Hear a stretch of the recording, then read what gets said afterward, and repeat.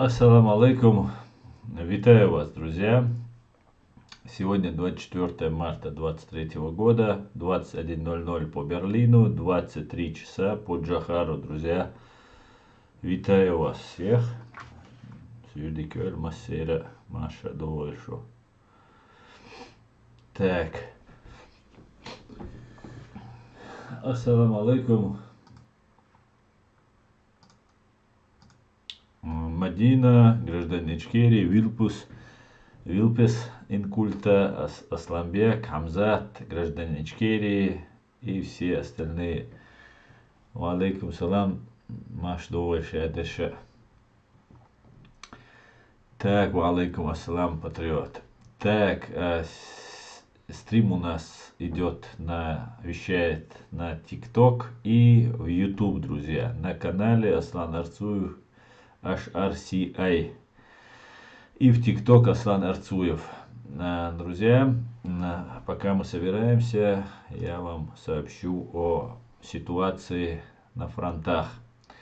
Итак, Генеральный штаб Збройных сил Украины, Вооруженных сил Украины сообщает, что на сегодня, на 24 марта, с 24 февраля, то есть 1 год, 1 месяц, уничтожено русских оккупантов 169 170 штук, 1020 оккупантов, пришедших на чужую землю, остались за прошедшие сутки лежать в чужой земле, 4 танка уничтожено, итого танков 3574 уничтожено, 23 бронированных машин, боевых бронированных машин, итого 6921 бронированная машина, артиллерийских систем 8 за прошедшие сутки уничтожено, антиаэркрафт сбито 3, 5 БПЛА, 2 ракеты крылатых сбито, 12 автомобильной техники и 4 спецтехники. Друзья, бои не шуточные идут, сейчас бои продолжают идти в Бахмуте, ну и сейчас в других местах.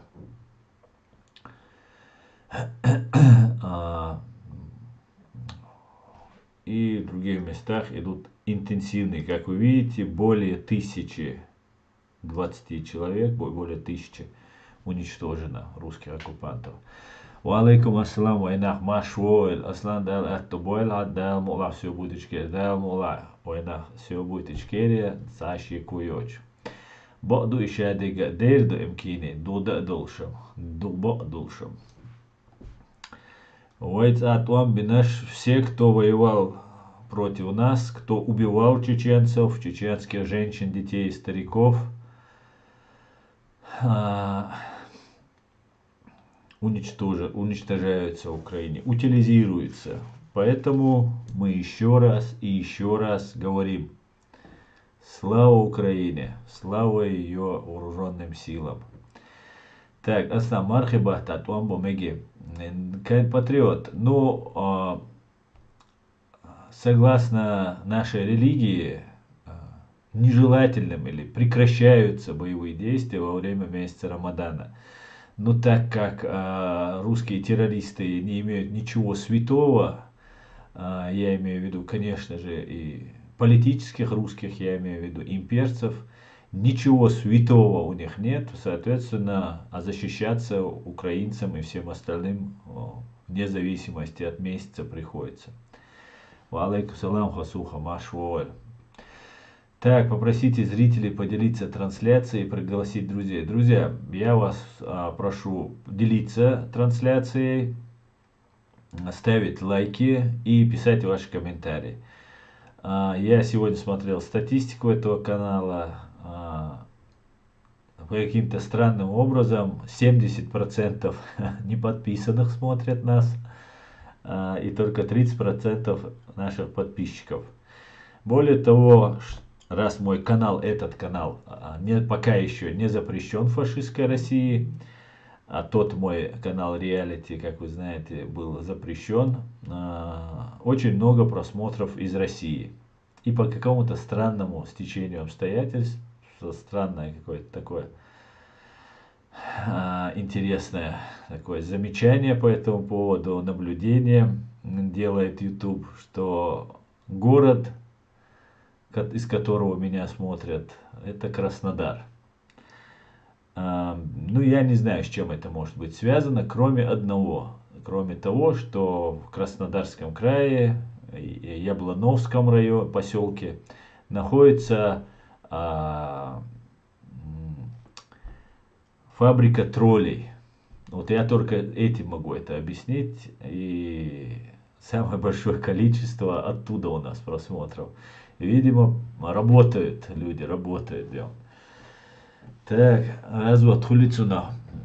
Исвиг махат патриот. Развод улица хулигульдер. Хаймуах ларбешальч. Если ты свою родину защищаешь, а как это еще?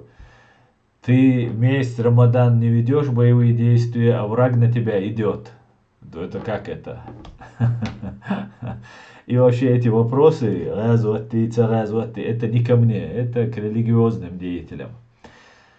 Амират Кавказа. Ассаламу алейкум. Ва алейкум ассалам. Так, у нас, когда я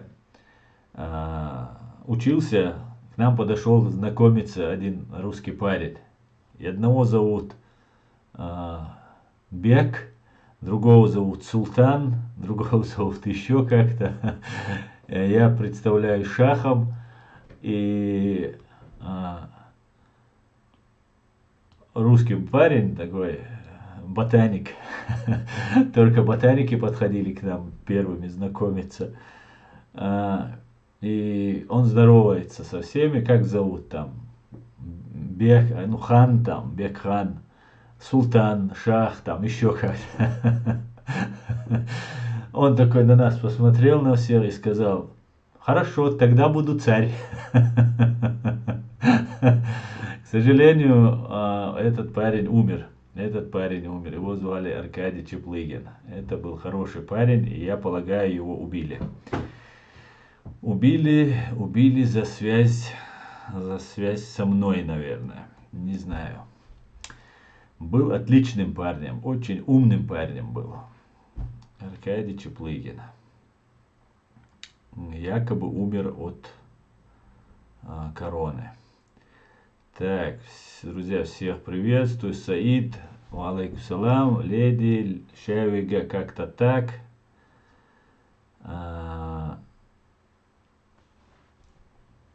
Это называется шел 400-й день трехдневной военной операции. Да, Саид, совершенно верно. Ассаламу алейкум, алейкум салам, Джахар Дудаев. Добрый день. Известно ли, какое количество выходцев из Чечни убито на территории Украины? Добрый день, Миньян. Я не знаю, сколько убито. Я не знаю, большие потери есть. Я могу сказать, что в Чеченскую республику во время аннексированной фашистской Россией уже большое количество людей уже привезли. Это правда. Вот и что я могу сказать. Количество не знаю. Так, салам всем свободным людям. Салам, Эд. Салам, Аслан. Хочу напомнить, многие даже не представить не могли, что на Путина наложат арест. А я думаю, что ФРФ, фашистская Российская Федерация, и всей этой гребне осталось немного. Гестапо, КГБ будет незаконие. Да, я очень на это надеюсь. Это салам тебе, рад тебя видеть. Очень на это рассчитываю, да. Но как бы я полагаю, что есть еще некоторые моменты, что террористическая банда ФСБ, это для меня самый главный вопрос, как мы понимаем, что террористическая банда ФСБ это самая главная вообще основа фашистской России, вот этой имперскости. И я полагаю, что суд над ними будет все-таки. И это говорит о том, что именно Путину выписан ордер на арест. И знаете, вот сейчас приехал уехал, Си Цзиньпин, там китайский лидер и так далее. И все так полагают, что сейчас Китай будет помогать России бороться, там, воевать против Украины и так далее. Я могу с определенной уверенностью сказать, что не будет Китай помогать России воевать против Украины. Единственное, что, на мой взгляд, гарантирует Китай, руководство Китая, это личная безопасность, личная неприкосновенность для террориста Путина там, и для некоторых его сподвижников его из ближайшего окружения. Так что с Россией все решено, друзья. В принципе, это было понятно еще 24 февраля прошлого года, но как бы народ России не верит в это. Путин пытался как-то переломить ход событий, выиграть время. И теперь я полагаю, что Путин, скорее всего, попытается избежать Гааги после того, как ему вынесен вот этот ордер. Ордер вынесен не только ему, это 100%, это 1000%. Все лица, которые замешаны в геноциде украинского народа, украинской нации, эти люди уже попали под юрисдикцию Международного уголовного суда в Гааге. И вот, скорее всего, нам не скорее всего, точно нам не говорят всех, и вообще это не в практике, не принято говорить, если на вас выписывают ордер. Ну, чтобы было понятно, что Путин не обойдется, вот, преследование его не обойдет, нам сообщили эту фамилию. Вот и все, друзья. Фашистская Россия закрывается. Это не преувеличение, друзья. Верьте, не верьте. Хотите верить, не хотите. Сугубо ваше личное дело. Но фашистская Россия, этот проект, так называемая Российская Федерация, он закрывается. Террористическая банда ФСБ будет осуждена. Террористы из ФСБ, которые не замешаны в тяжких преступлениях, не то что не замешаны, замешаны они все, но те, которые не попадут в фабулу уголовного дела Международного уголовного суда, те смогут присягнуть, там, я не знаю, Ми-6, ЦРУ, кому они там присягнут, но сам факт, что только таким способом они смогут избежать ответственности.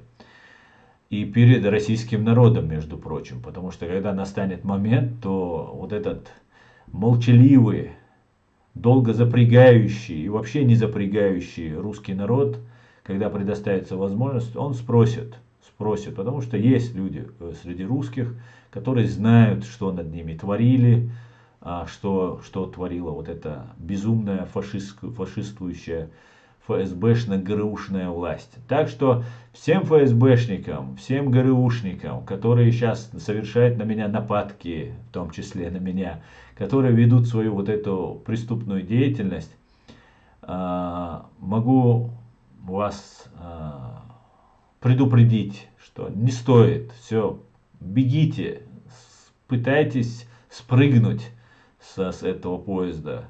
Это ничем хорошим для вас не закончится. Вот как-то так, да.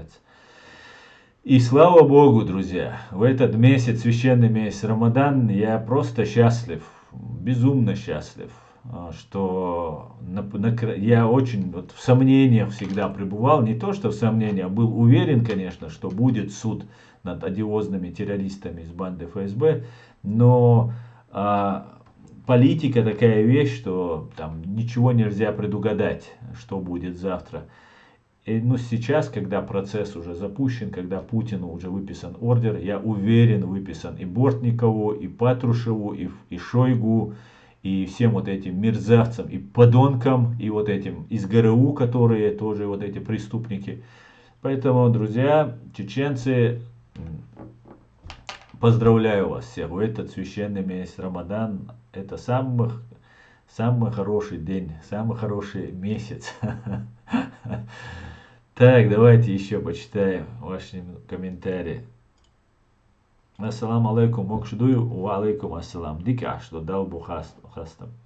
Бюстик Хиласа Асан, как может Чеченская республика быть независимой в то время, как вокруг лежащие республики в составе России?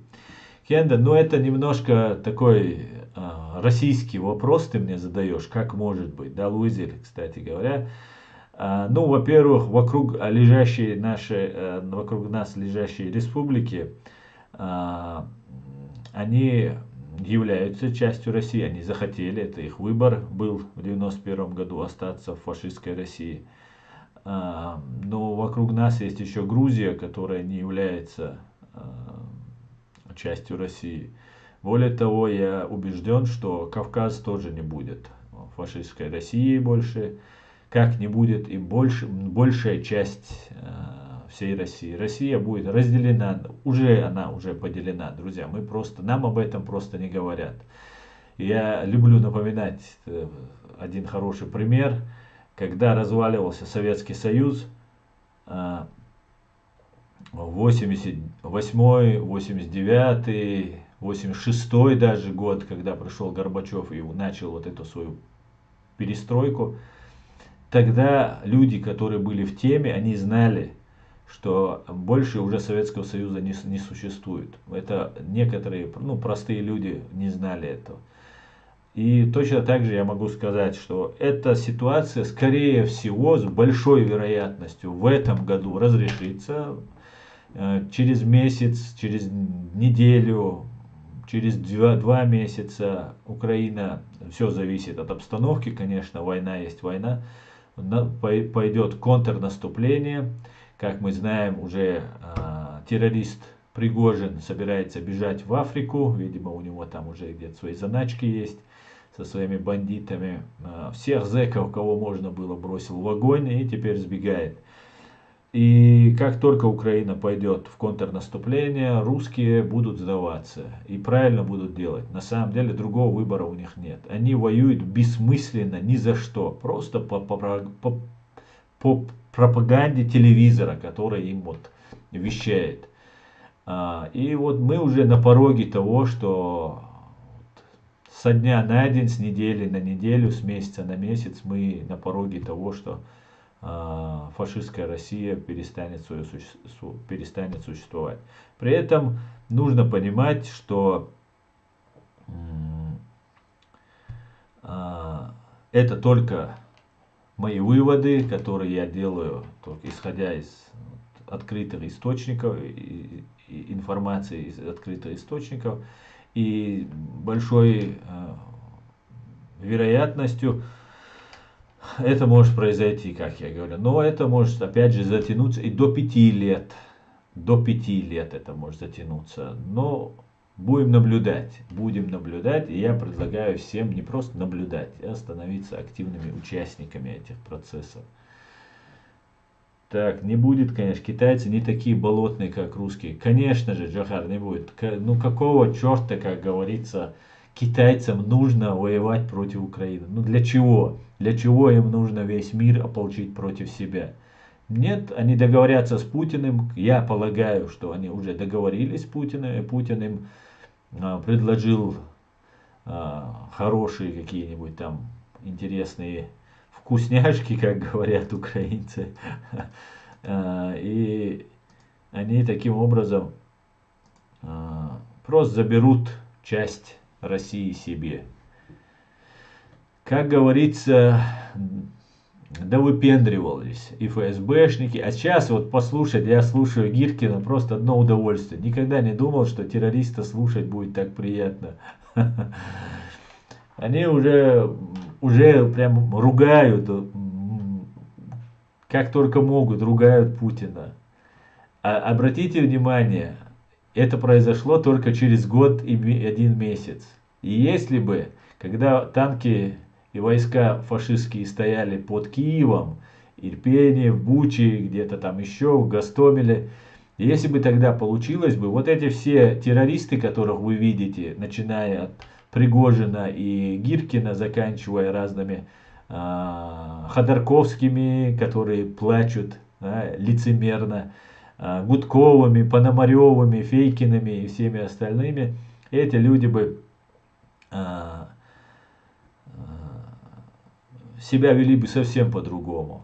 А всем вот этим засланным сюда в Европу агентам разным, и чеченоговорящим, и русскоговорящим, начиная там, я не знаю, от всех, кого я только что перечислил, и всех остальных, вот, на которых сейчас выделяются деньги, в Европе пытаются что-то раскачивать, ну как-то пытаются еще по инерции вести, выиграть время, ну и как-то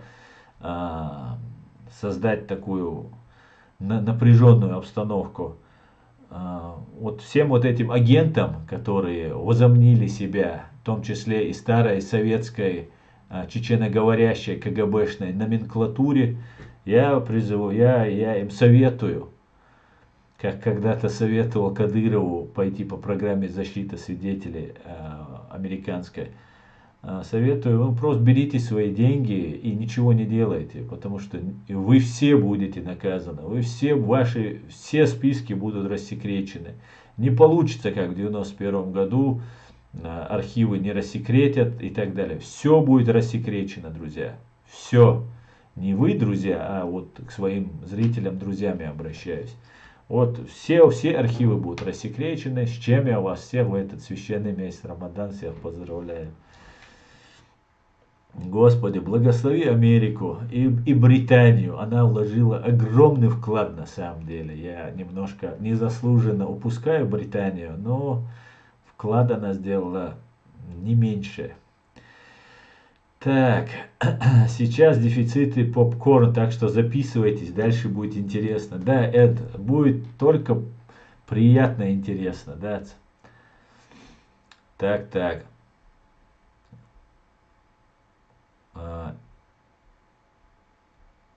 Ингушей, как минимум, мы узким не оставим. Это был бы очередной Дамбили Бомбас для нас, так и для самих ингушей.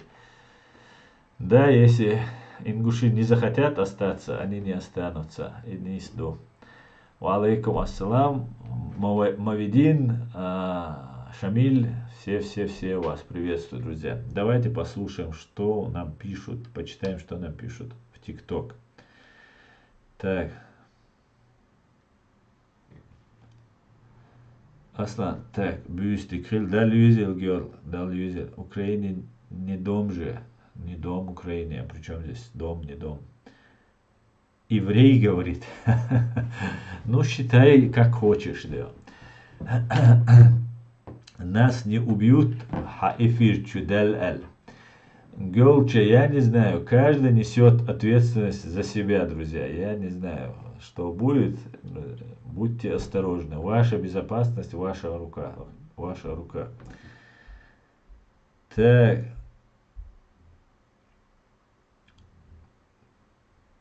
Так, аса антитеррор бог шел тобна хуэдара мусульманин.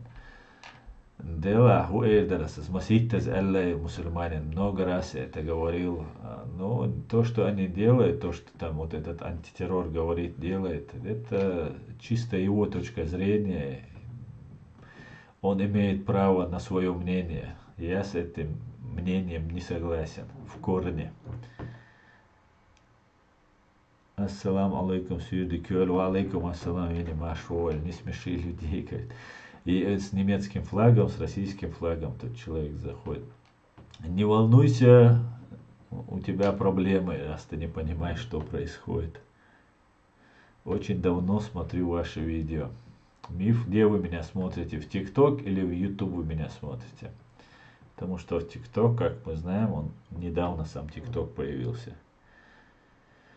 Ватин вехан чигивара уко вейт. Так, ассаламу алейкум. Алейкум ассалам. Так, Тони Блэр с Путлером Гаагу.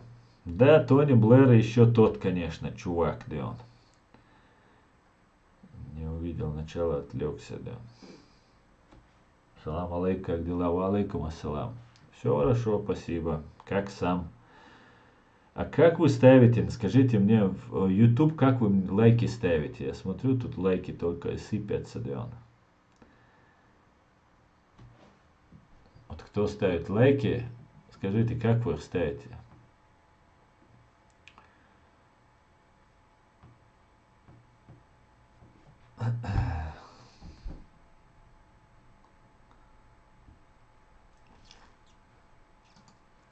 Ну ладно, давайте тогда пока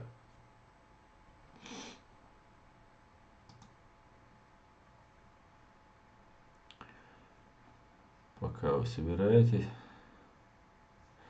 Председатель Си Путин видит потенциального покровителя. Координатор по стратегическим коммуникациям Совет Безопасности США Джон Кирби по поводу визита главы Китая в Москву.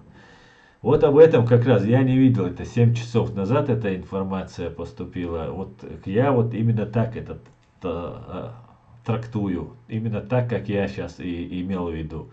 Потенциального покровителя Путин видит не для России, а для самого себя. Только я вот так это понимаю. А это говорят американцы. Они знают, что говорят, Леон. Друзья, давайте я вам еще одно видео покажу. Это его, конечно, увидит только тот, кто находится у меня здесь. От моего отца. Ну, услышат все.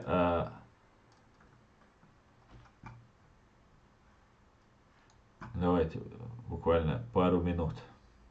В то время работал наш родственник, двоюродный брат моего отца. Это лет 70 чеченец. Работал председателем исполкома Глашкинского района. Их всех руководителей созвали Грозным. Духовенство, муллы, священники, руководители учреждений. И там Берия с ними провел собеседование, что вас 23 числа будут выселять. Внимание, послушайте. Чтобы не было сопротивления. Любое сопротивление будет приниматься как неподчинение власти и на месте расстрел. Самым авторитетным и живым в то время был сын Арсанова, Дани Арсанов. Багаудин его звали. Его слово для верующих – это вот истина последней инстанции. Если он сказал, ему все подчинялись. И даже когда мы выслали, этот авторитет он не потерял. Но он был на самом-то деле в чине полковника Комитета госбезопасности. У него были все сведения по заключенным, по сидящим по лагерям и прочее, и прочее. И когда люди его спрашивали, он, кто вернется, он знал, кто вернется и когда вернется. И это сбывалось. А кого нет, он говорил, он не вернется. Но он знал, кто из них нет живых, из посаженных. Поэтому вот, а они считали, что у него это данные от Бога. Он знает, и ему нужно подчиняться. То есть никто даже не сомневался. Сказал он, Багаудин сказал, все. Ну и он тоже был там, и все говорят, что Багаудин тоже за то, чтобы не сопротивлялись. И вот завтра нас должны выселить. Сегодня мы узнали, что действительно нас выселяют. Раньше не давали знать. Ну вот смотрите, человек, вы слышали, что говорит этот человек, ему лет, наверное, 70, это я для тех, кто в ТикТоке не видит. И он полковник КГБ, человек. И он говорит, не нужно было сопротивляться. И люди вокруг него толпились, к нему там прислушивались, и он знал информацию о том, что кого уже расстреляли, и он говорил, он не вернется. Он не говорил, что ему КГБ об этом говорит. Он говорил, что у него там какой-то дар свыше, и он знает, что человек все умер, он не вернется. А вот кто не расстрелян и отправлен там на 10 лет в лагеря и так далее, об этом он сообщал, и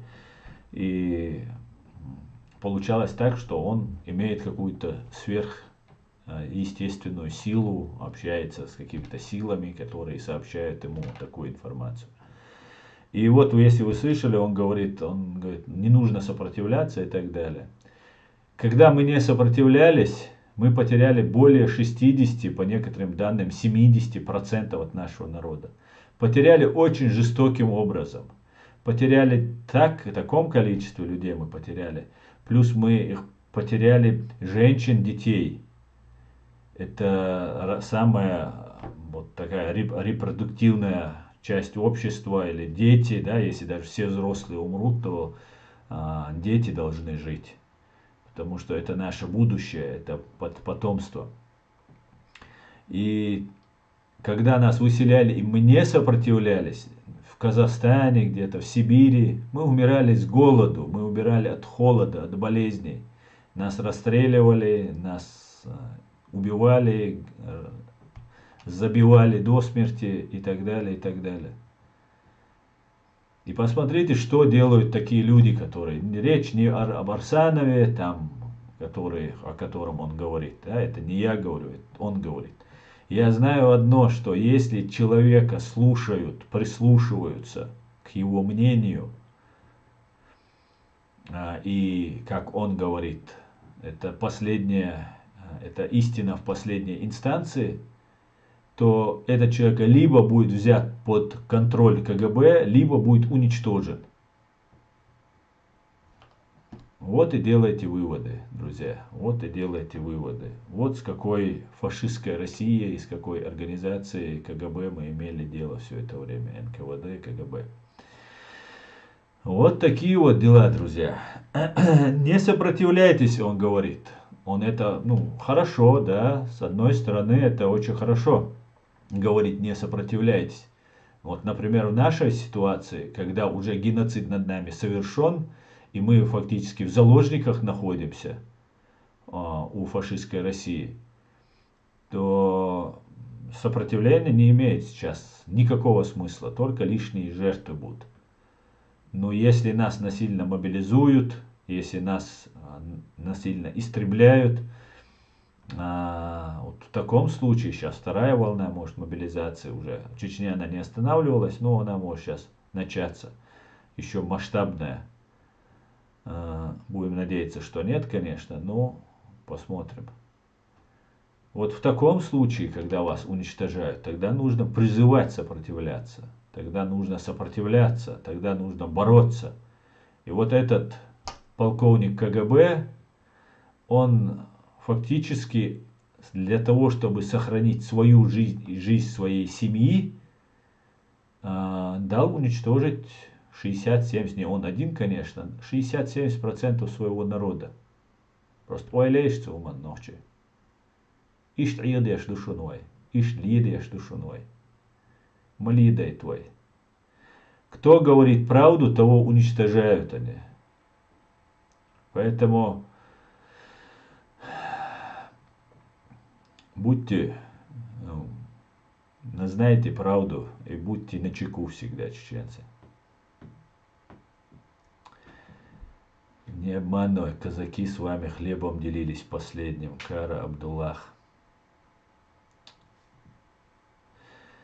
Кара Абдуллах, я не знаю, казах, ты, наверное, о казахах говоришь. Но я тебе скажу, что казахи, первое, и не только казахи, первое время даже нам своих детей боялись показывать, не то что нам помогать. Да, были люди, которые помогали, были киргизы, которые помогали, казахи были, помогали. Но вот то, что ты сейчас пишешь, это не обоснованно. Последним куском хлебом с нами делились после того, как от нас осталось уже чуть более 30%, 40%. Когда уже прошло 3, 4 или 5 лет, только тогда нам вообще разрешили какие-то контакты и им, и нам. Поэтому давай ты не будешь нести чушь. Спрос с Путина будет. Будем на это надеяться. Все религиозные деятели всех республик СССР, не согласны с НКВД, КГБ, ФСБ, были уничтожены. Да, Зора, совершенно верно. Спрос будет с Путиным. Будем надеяться, что будет. Так, давайте посмотрим.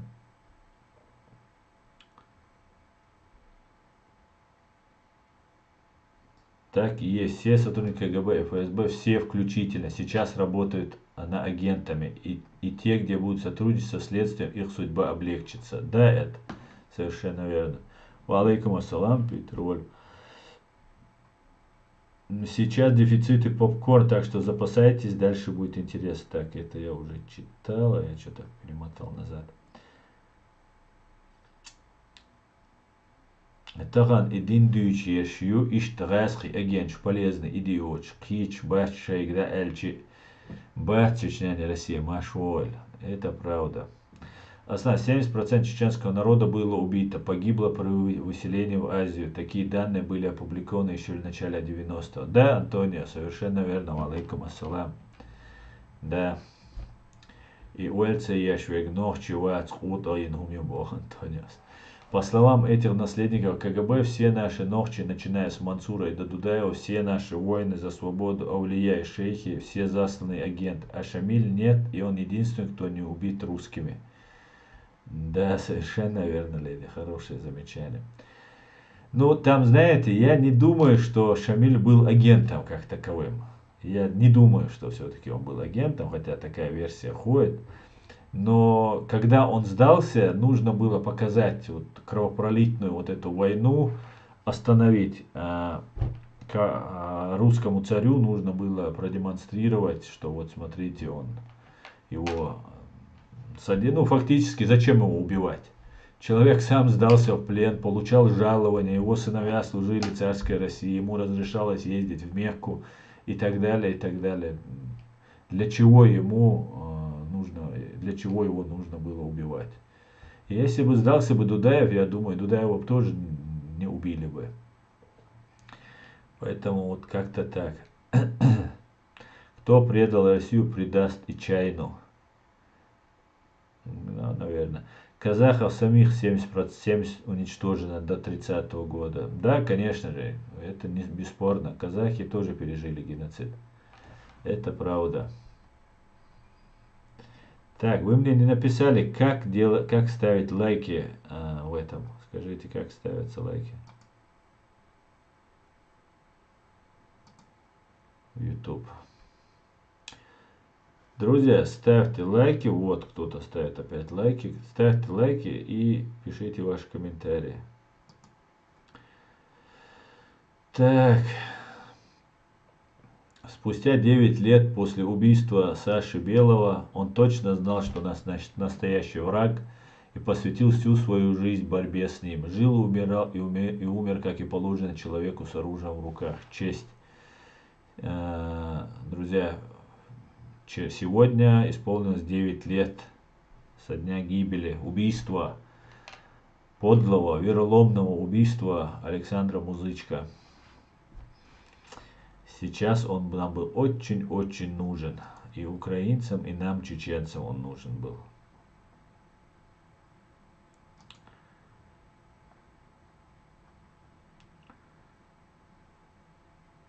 Так.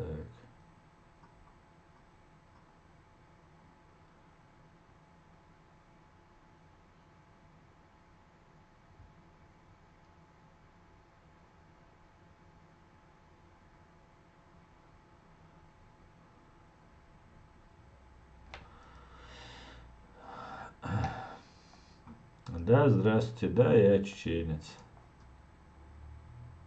Я чеченец.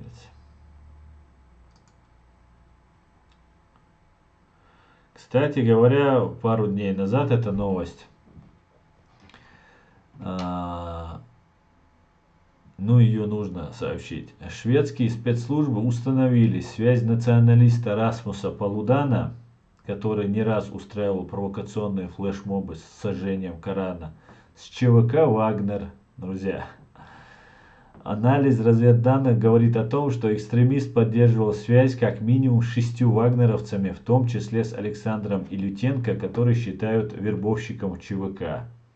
Вот вам и здрасте, друзья. Вот и сжег Коран. Сжигатель Корана оказался вот такой вот крысой. Так, Асан, ты же поддерживаешь шариат. Европа не твоя страна. Афганистан почему не там? Я просто без слов.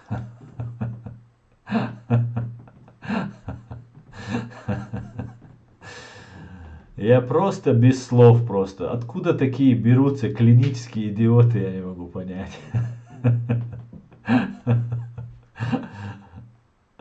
Это просто что-то с чем-то.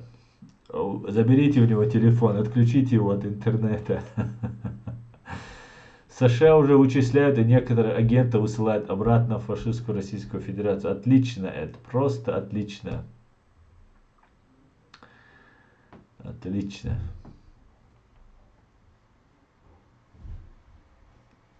Так. Героям слава. Так.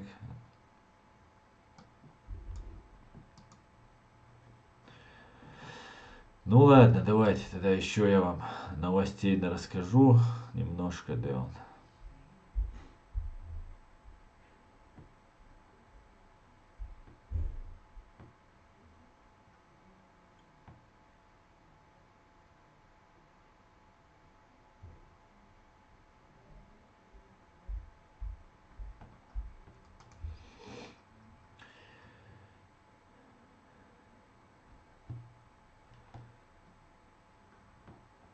Так, так, так. Что это такое у нас тут? Друзья, пишите комментарии, ставьте лайки. С чего это? Он сам кричит об этом. Ясно.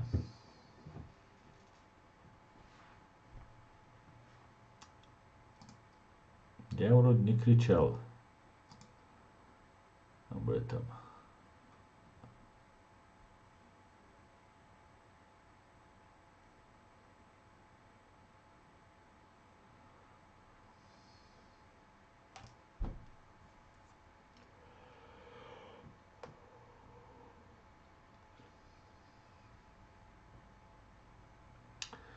Крупнейшая логистическая компания Китая перестала отгружать товар в Россию из-за санкций. Исторический визит, который изменит мироустройство, иступленно кричали российские пропагандисты. А самоуважение вам, привет с Казахстана. Витаю, Казахстан, Алла, Казахстан.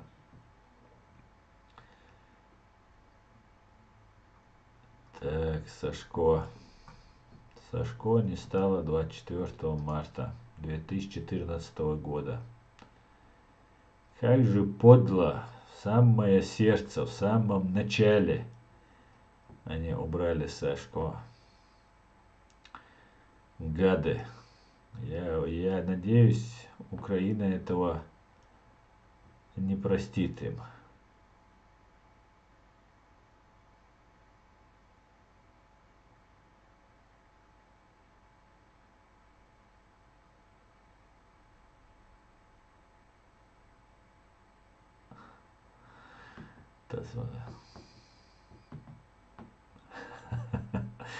В бункере серьезная драка. Двойники не могут определиться, кому ехать в Гаагу. Да какая разница им, что в бункере сидеть, что в Гааге? Я думаю, разницы особой нет.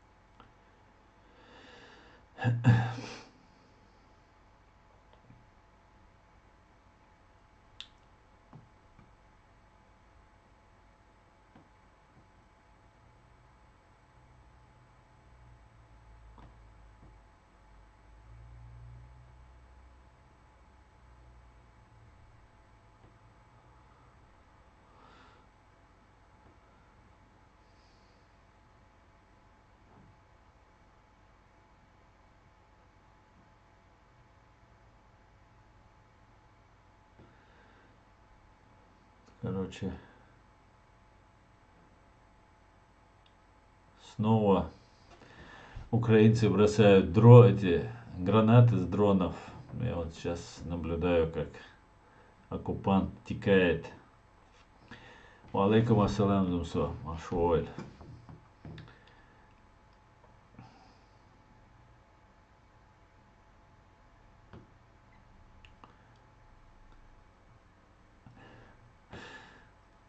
Так. Украинцы называют Гиркина агентом Гиркина. Агент Гиркинс.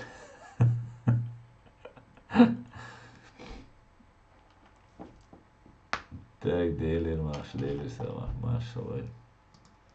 Вообще, молодец, Гиркин. Конечно, Гаага не отменяется, все нормально, сидеть придется по любасу. Так, командировка Путина из Германии в Россию заканчивается. Операция утилизации соцлагеря успешно выполнена. Да, анархист, конечно, есть такая версия, и определенно она имеет какие-то там основания для такой версии, но я все равно не склонен так считать. Я не думаю, что утилизация соцлагеря была на 30 лет запланирована именно вот таким образом.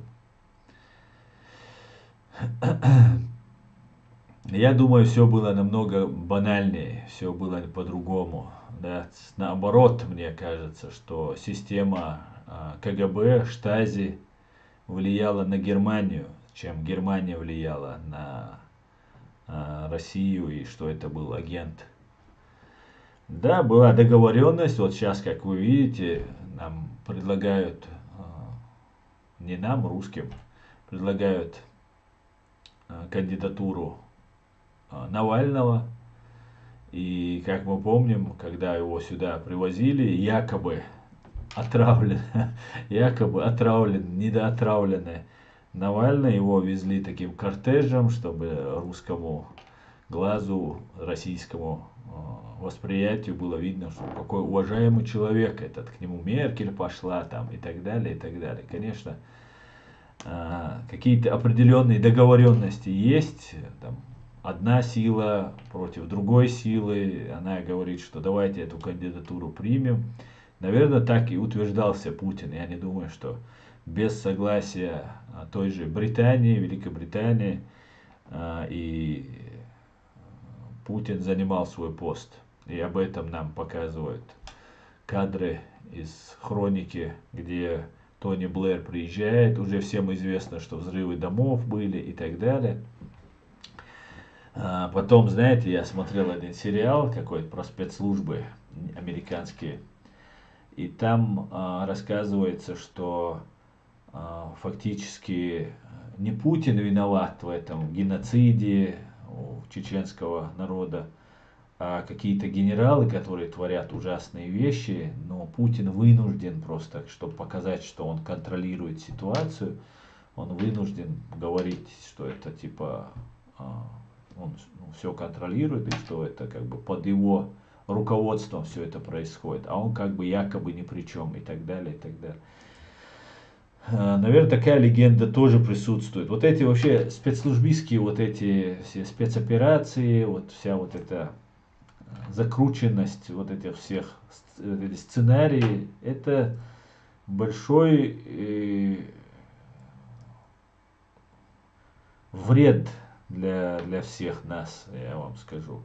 Ну, так мир устроен. Видимо, по-другому нельзя. У каждой страны есть свои спецслужбы, а спецслужбы, они имеют свои определенные какие-то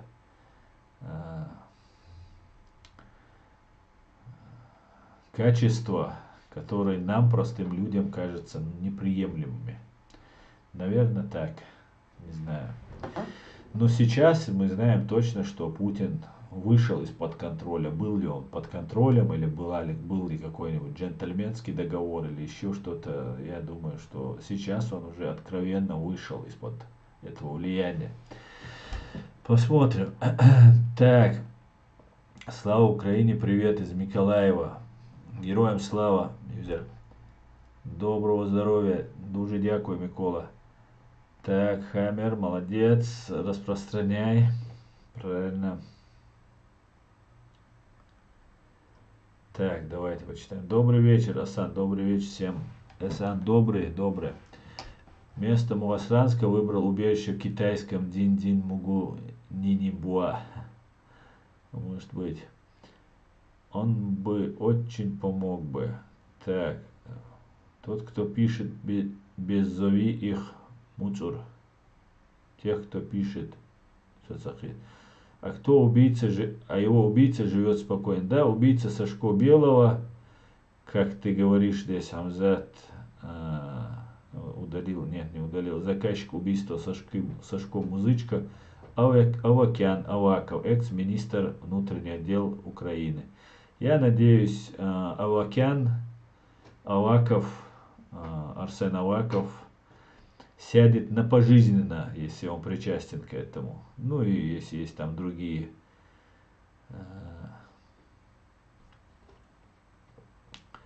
причастные, если есть другие преступления. Навальный никому не нужен. Маш Думасага, еще раз на фоне слушаю стрим. Машал Хель.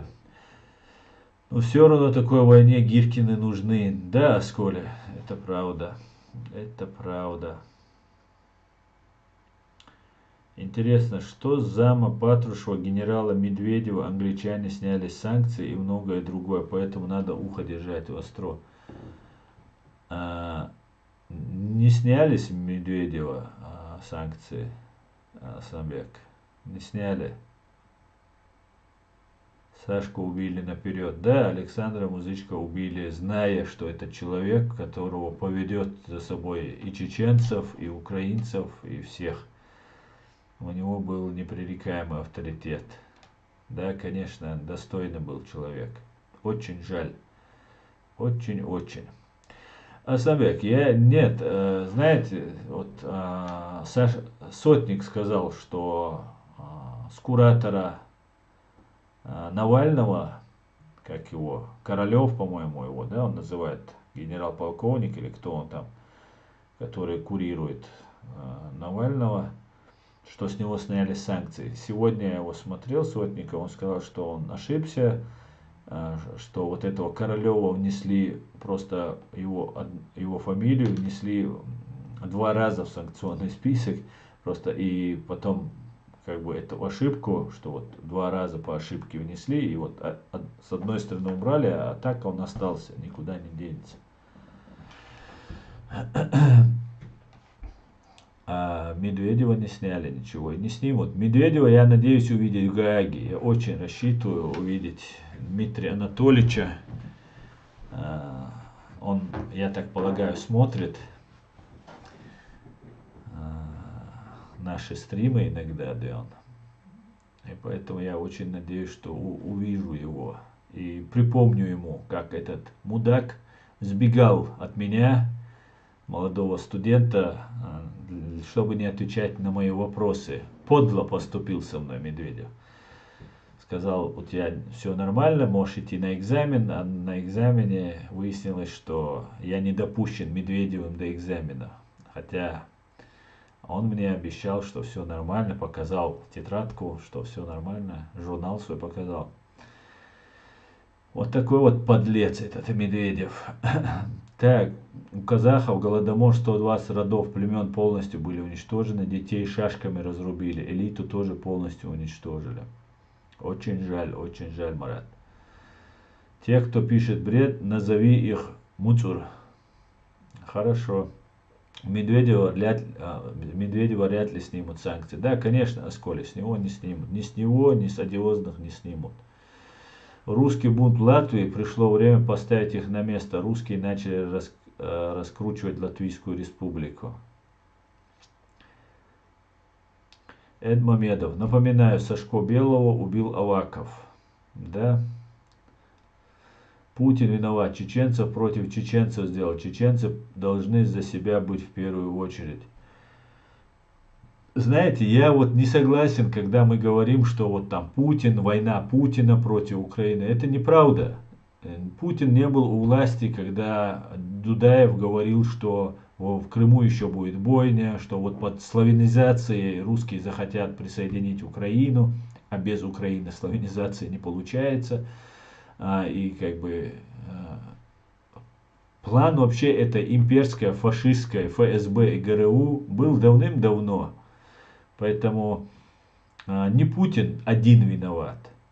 Виновата террористическая банда ФСБ и ГРУ. Все поголовно. Все. А не один Путин. И сейчас, как Гиркины, разные там другие мерзавцы хотят все свалить на Путина, и они такие все такие хорошие, правильные. А Гиркин, представьте, Гиркин, убийца, террорист, он даже пытается все взвалить на Путина, ты виноват и так далее, и так далее. Не получилось у них. Об стену они не смогли стену пробить просто, которая Украина выстроила перед ними. И теперь виноват один Путин. Нет, друзья, я так не согласен. Виновата террористическая банда ФСБ и ГРУ. Вот кто виноват. Бортников виноват, Партушев виноват, Шойгу виноват, Патрушев. Кто там еще? Ну, все вот эти. Зданович и все остальные, которые взрывали русских. Когда русским говорят, русский, он же вас взрывал. Они за Путина топят. Мне, знаете, напоминают русские, которые топят за Путина. Кадыровцев мне напоминают. Они их убивают, они его любят. Я не понимаю. Вот, как кадыровцы. Их убивают вот эти пришлые, вот эти орки. А они за Кадырова, за Путина и так далее, и так далее. Ну, слабоумные говорят в таких случаях, да, по-другому не объяснишь вот их поведение, да. Я для русских, которые тут заходят, иногда там что-то пытаются за Путина сказать там и так далее, хочу сказать, друзья, вы сами, вы задумайтесь, да, просто задумайтесь.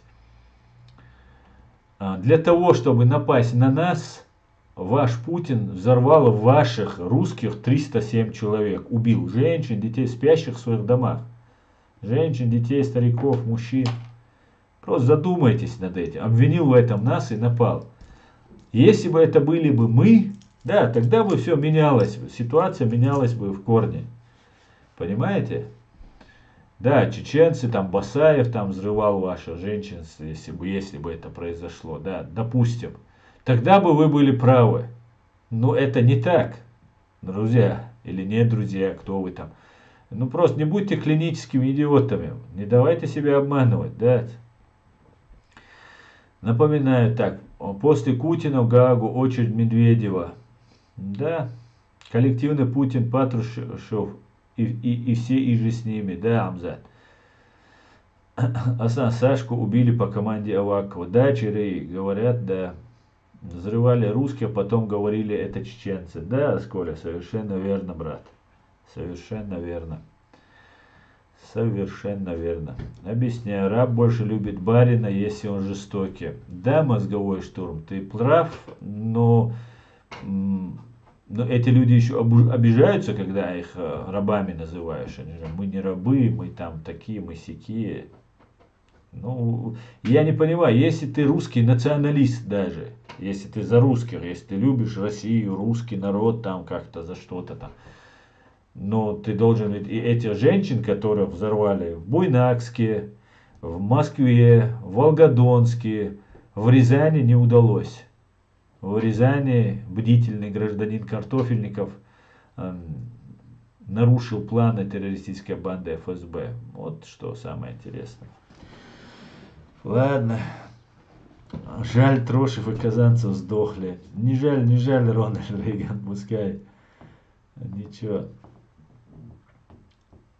Так, друзья, подписывайтесь в ТикТок, подписывайтесь и подписывайтесь в YouTube, друзья. Пусть больше людей узнает правду, да.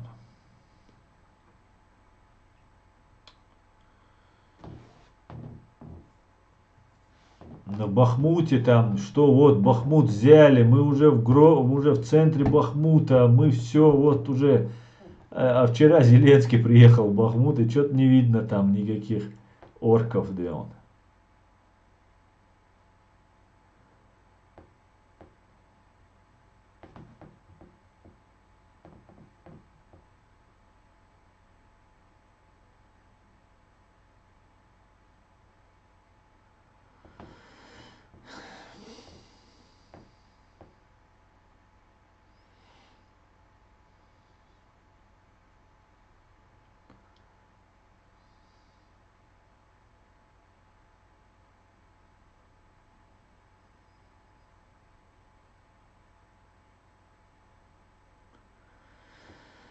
Так что у нас все хорошо, да.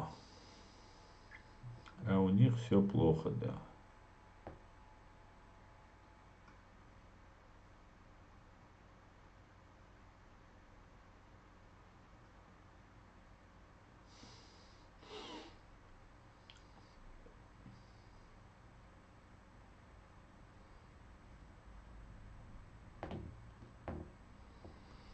Что-то сегодня не зашли к нам эти, каких, 15-рублевые.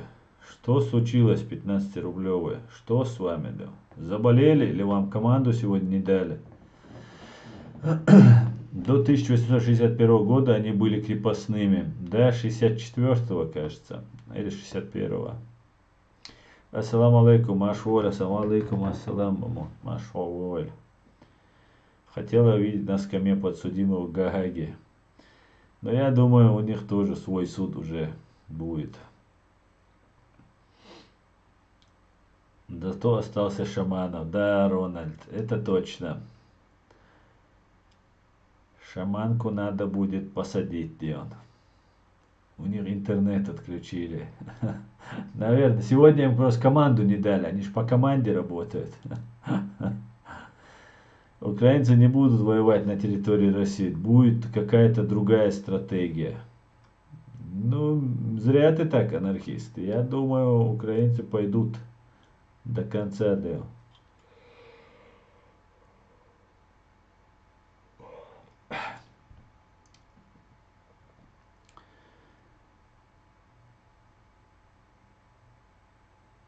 Хамзат, самогатни, ханты кочерикон.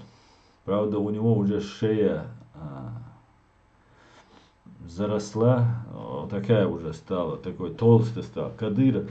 Они все, у них жизнь хорошая, они начинают себя чувствовать хорошо, да.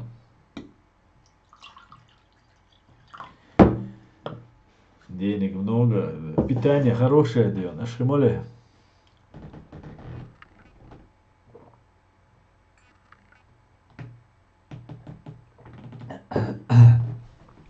Шаманов, Хвостиков, Кочнев остался. Да, Сколя, это точно.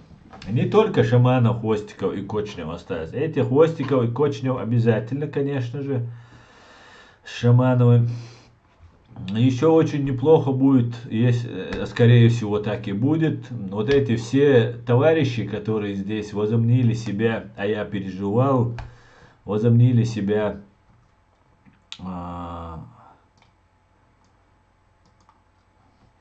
хозяевами ситуации, да, чеченоговорящие, тоже будут привлечены к ответственности. Да, мула. Аслан, ясно, не один Путин и Ельцин виноват, а что Россия, что Украина, все политика осмала жмут. Исраиль дерес вырусам. Дерес выр, Рональд Хамзат. Да, не Путин, Ельцин виноват. Фашистская Россия. Фашистская Россия будет разделена, друзья. В этом году, скорее всего, начнутся просто глобальные просто проблемы. Ой, глобальные и проблемы тоже. Глобальные изменения в мире начнут происходить.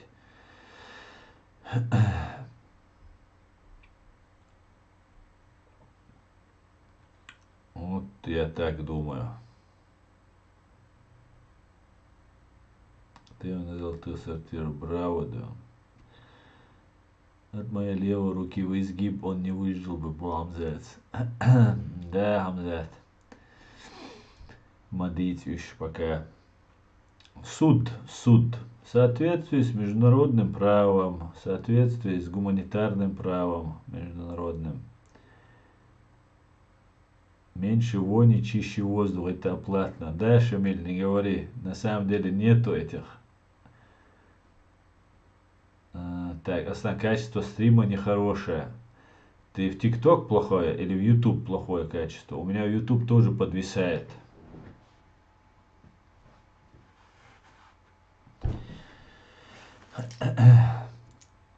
Ребел, ты про что говоришь? В ТикТок плохое качество. У меня YouTube тоже подвисает.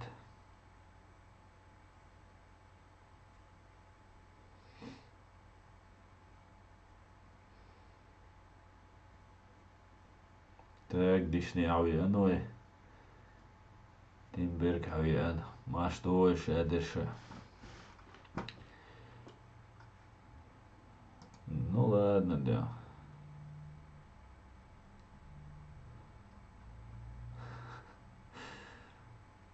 Возраст киса, говорит, имеет значение для телятины, а женщина, она всегда молодая. Ассаламу алейкум, алейкум салам. Анна, привет, привет. 3 лайка, стоп, а потом 3 лайка. Ассаламу алейкум, алейкум ассалам, горец. Шавига Машворшо. Витаю всех вновь вошедших, друзья.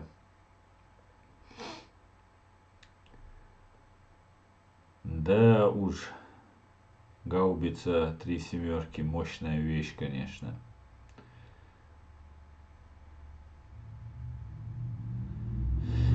Нас предают лишь по причине нашей слепоты и самообмана. Может быть и так, да он. Может быть и так.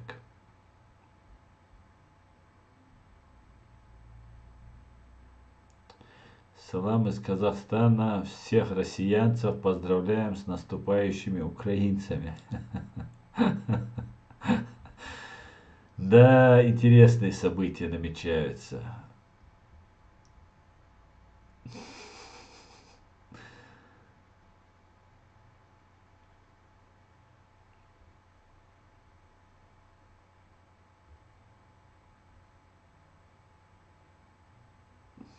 Алейкум ассалам, Дарло. Natürlich.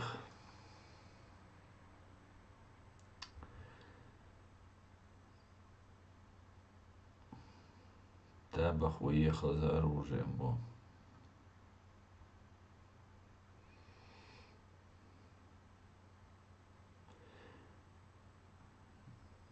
Так, Намула.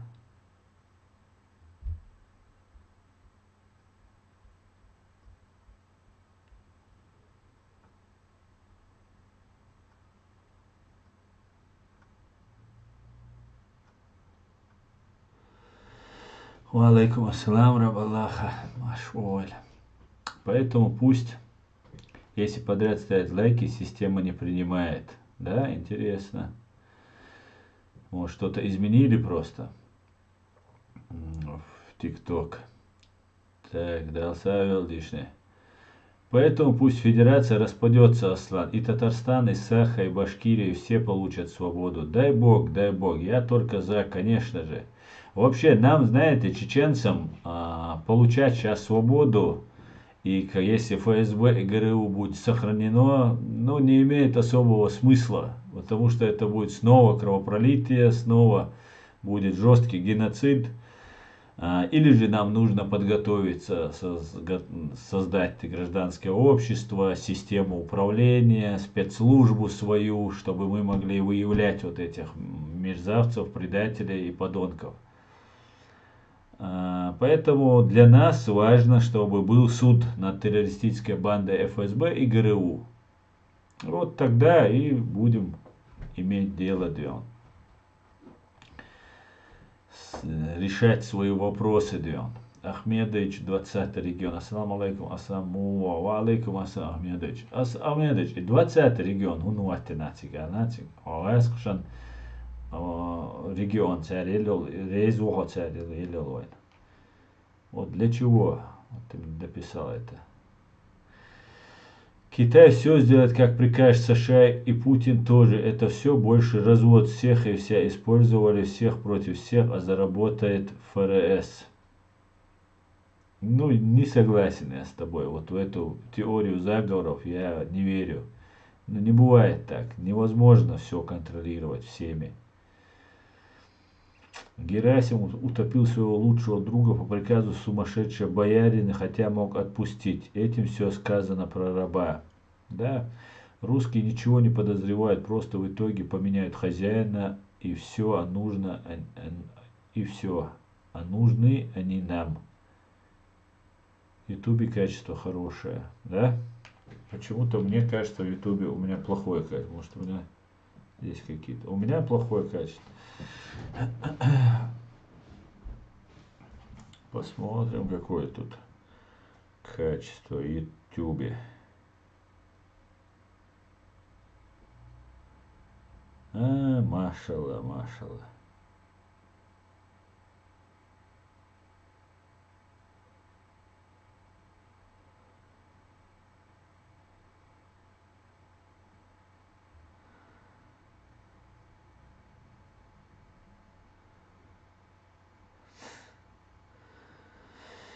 Вот тебе и здрасте.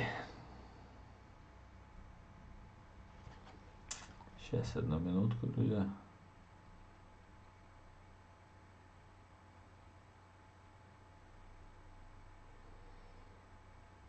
Проверим.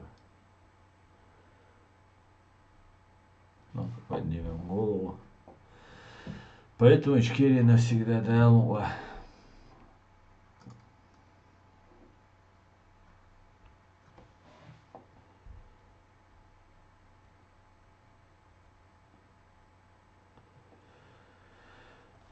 Так, Болат, Sayın Çulç o üç tanene цабиз хич мегарвайцер все осла. Ясно. Ну тогда Аяхка 20 регион. Это уж листвое, не слой ума. Уж сальч. Поэтому сейчас шанс, жалко, что нас они не поддерживали, а сейчас только Украина, но уже поздно. Ну, как говорится, лучше поздно, чем никогда. Я, например, да, Мулла Ахмедович, да, я, например, не думал, что я доживу до того дня. Вообще, когда я начинал этот стрим, я думал, я больше года не проживу. Потому что ситуация была тогда совсем другая.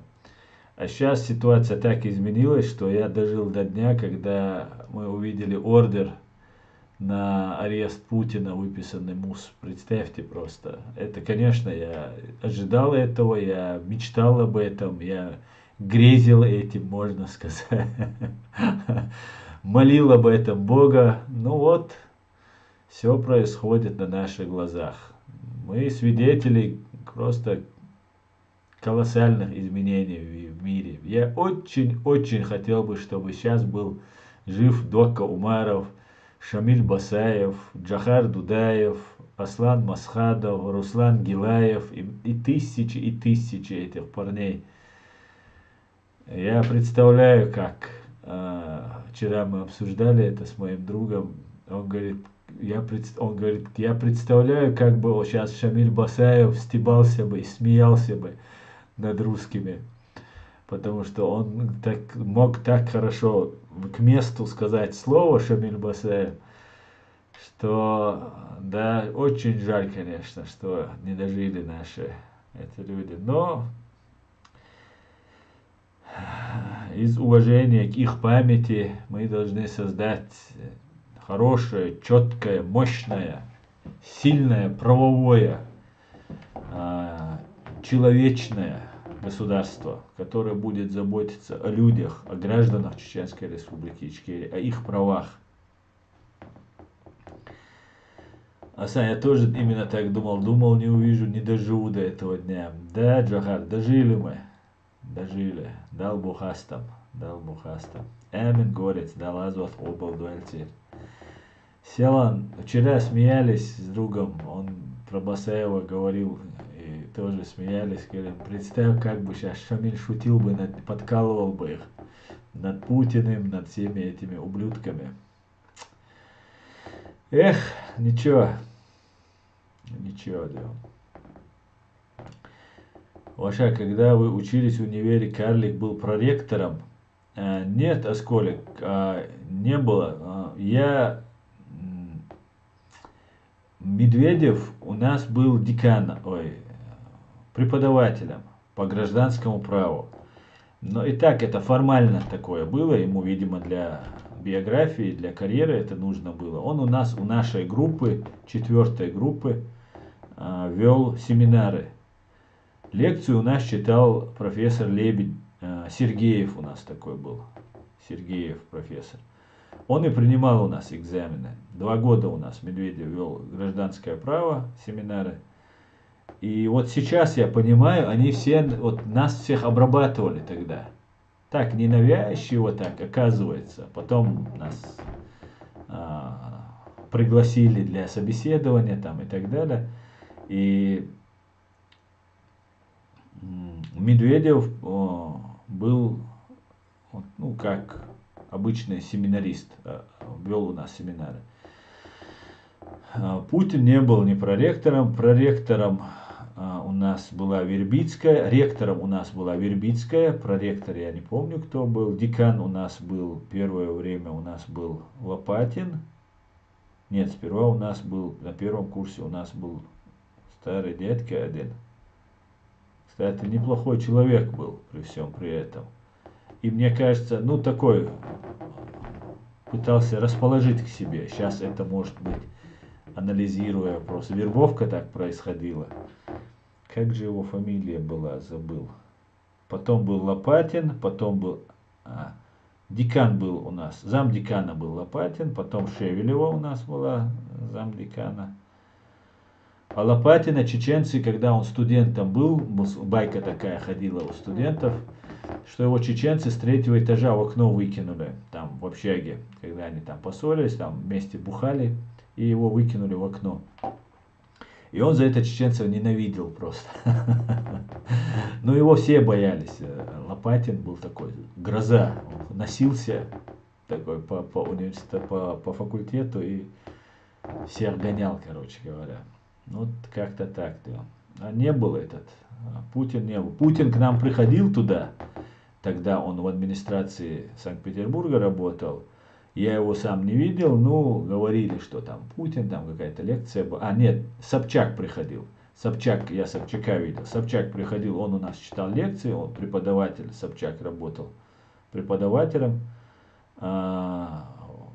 раньше, до того, как стал мэром. И когда уже Собчак пришел и нам читал там лекцию, или там по какому-то случаю там в зале собрались, я не стал их слушать, ушел. И вот там, говорят, тоже этот прыщ, Путин был там. Я его не помню, не видел, короче. Как-то так. Ладно, если я уйду в иной мир, я расскажу с удовольствием нашим героям о Аугааге. Да, Хамер, это точно, надо будет, да. А я думаю, они сами это видят. Амин, Аллах дал азват обал дуэльтер масен. Амин, Ребель, амин. Аслан, ты из Казахстана? Нет. Но мой отец родился в Казахстане. Ахмедович Череи. Вот, другое дело, Ахмедович. Машвойль. Аслан, инц мой. Законно юк, инц гарчал юк, Ахмедович. Законно юк. Дал си дуэла. Особенно Джахар, мой президент, люблю его интеллектуальный юмор. Да, кстати, Джахар вообще бы сейчас смеялся бы над этими всеми бы козлами, да. Так. Я тоже именно так думал, не увижу, не доживу до этого дня. Орден на арест был большой победой чеченского народа и близок через дай Аллах летом. Амин, амин, Асколя. Нам суждено дожить до этого дня, да. Приглядывался, кто есть кто, и верховая. Цакита. Аваков выступил в СМИ и заявил, что музычка бросила ему вызов. Аваков сказал, ну что же, я принимаю его вызов. Это дословно слова Авакова. Спустя некоторое время Сашко убили. На жаль. Да, классно, короче, принял Аваков. Чисто по КГБшному принял вызов и послал своих ментов убить человека. Поехал бы сам. Что же, не хватило у Авакова мужества самому сразиться. Амин, Джахар, дал Бойкуш. Медведев был засланный вербовщик для набора молодых и смышленных будущих сотрудников ФСБ. Возможно, но, знаешь, мне кажется, Хамзат, не кажется, я знаю, теперь я уверен, потому что именно Медведев меня не допустил, меня допрашивал, ну там, беседовал, скажем так, человек, представлявшийся Петровым, майор, по-моему, он представлялся, Петров. Медведев просто не допустил меня до экзамена. Видимо, они проводили анализ, там, оценивали и так далее, но то, что Медведев не допустил меня до экзамена, я с уверенностью могу сказать, что он был, он есть агент Путина, агент КГБ, Санкт-Петербургского вот этого, Ленинградского КГБ, агент он был. Вот как-то так. Поэтому вербовщиком как таковым он не был, там вербовщик был Петров, который пришел, дал документы, сказал, вот, ознакомьтесь, подпишите и так далее, и так далее. Асахал улу моусуа. Дер дикманду вала. Лулу бокудуа. Гамбурган лулу бокдуя. Нифига себе, как так ты был у истоков, так ты эту моль, возможно, видел боком. Ну, говорят, он там был, я его не помню. А Хасбулатов как при нем мог допустить? А Хасбулатов как при нем мог допустить? Не понял, юзер, что значит Хасбулатов как при нем мог допустить? Цал улову. Мади ицлау мичару ахмедич, тямахи итлау эла улш, ашчо хауш бушунуэйг. Сейчас милу мичару махайтлаш. Ваша безопасность, друзья, в ваших руках. YouTube пока все нормально. Ту-ту-ту-ту. Так. Бумеранг вернулся, поймают в аэропорту, в аэропорту. Если поймают сортир, поймают на секретном чемодане по сбору сброса. Такие сортиры делают. Все, вопрос решен окончательно, говорит мозговой, что да, юмором Юшиновой мощный кенты. Да, иш мою эльхуайне. Чо дик элдер бо, чо олба дик дич. Нохчи чу дуаш дик оле масон. Иштем аудал вайцер, молодец, а мне дич майля аудал. Тер дуай. Так, юзер, я не понял, что ты про Хасбулатова говоришь. А Хасбулатова как при нем мог допустить? Я... Можешь пояснить свой вопрос? Я не понял, Дио. Иштем, так.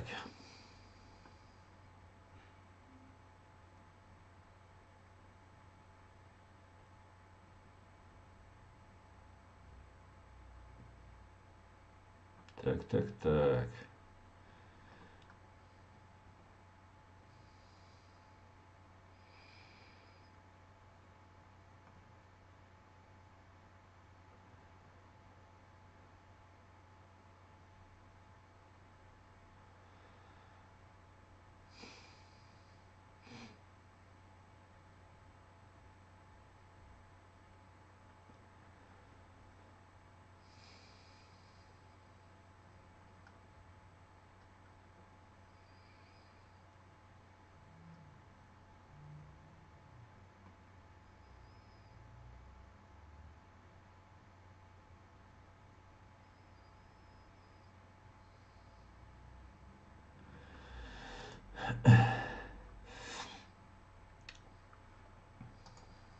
Я тут смотрю, нет лучшего способа начать утро. И, короче, украинцы с трех семерок долбашат по фашистской, по оккупантам, да.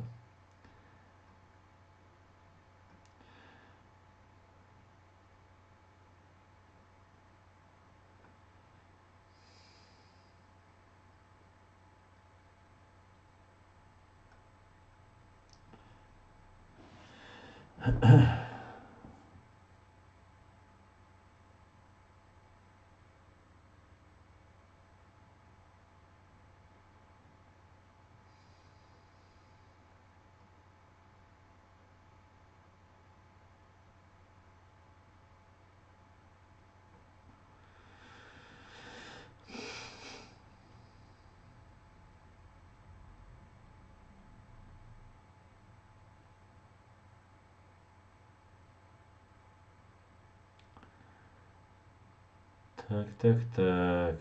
Что здесь у нас?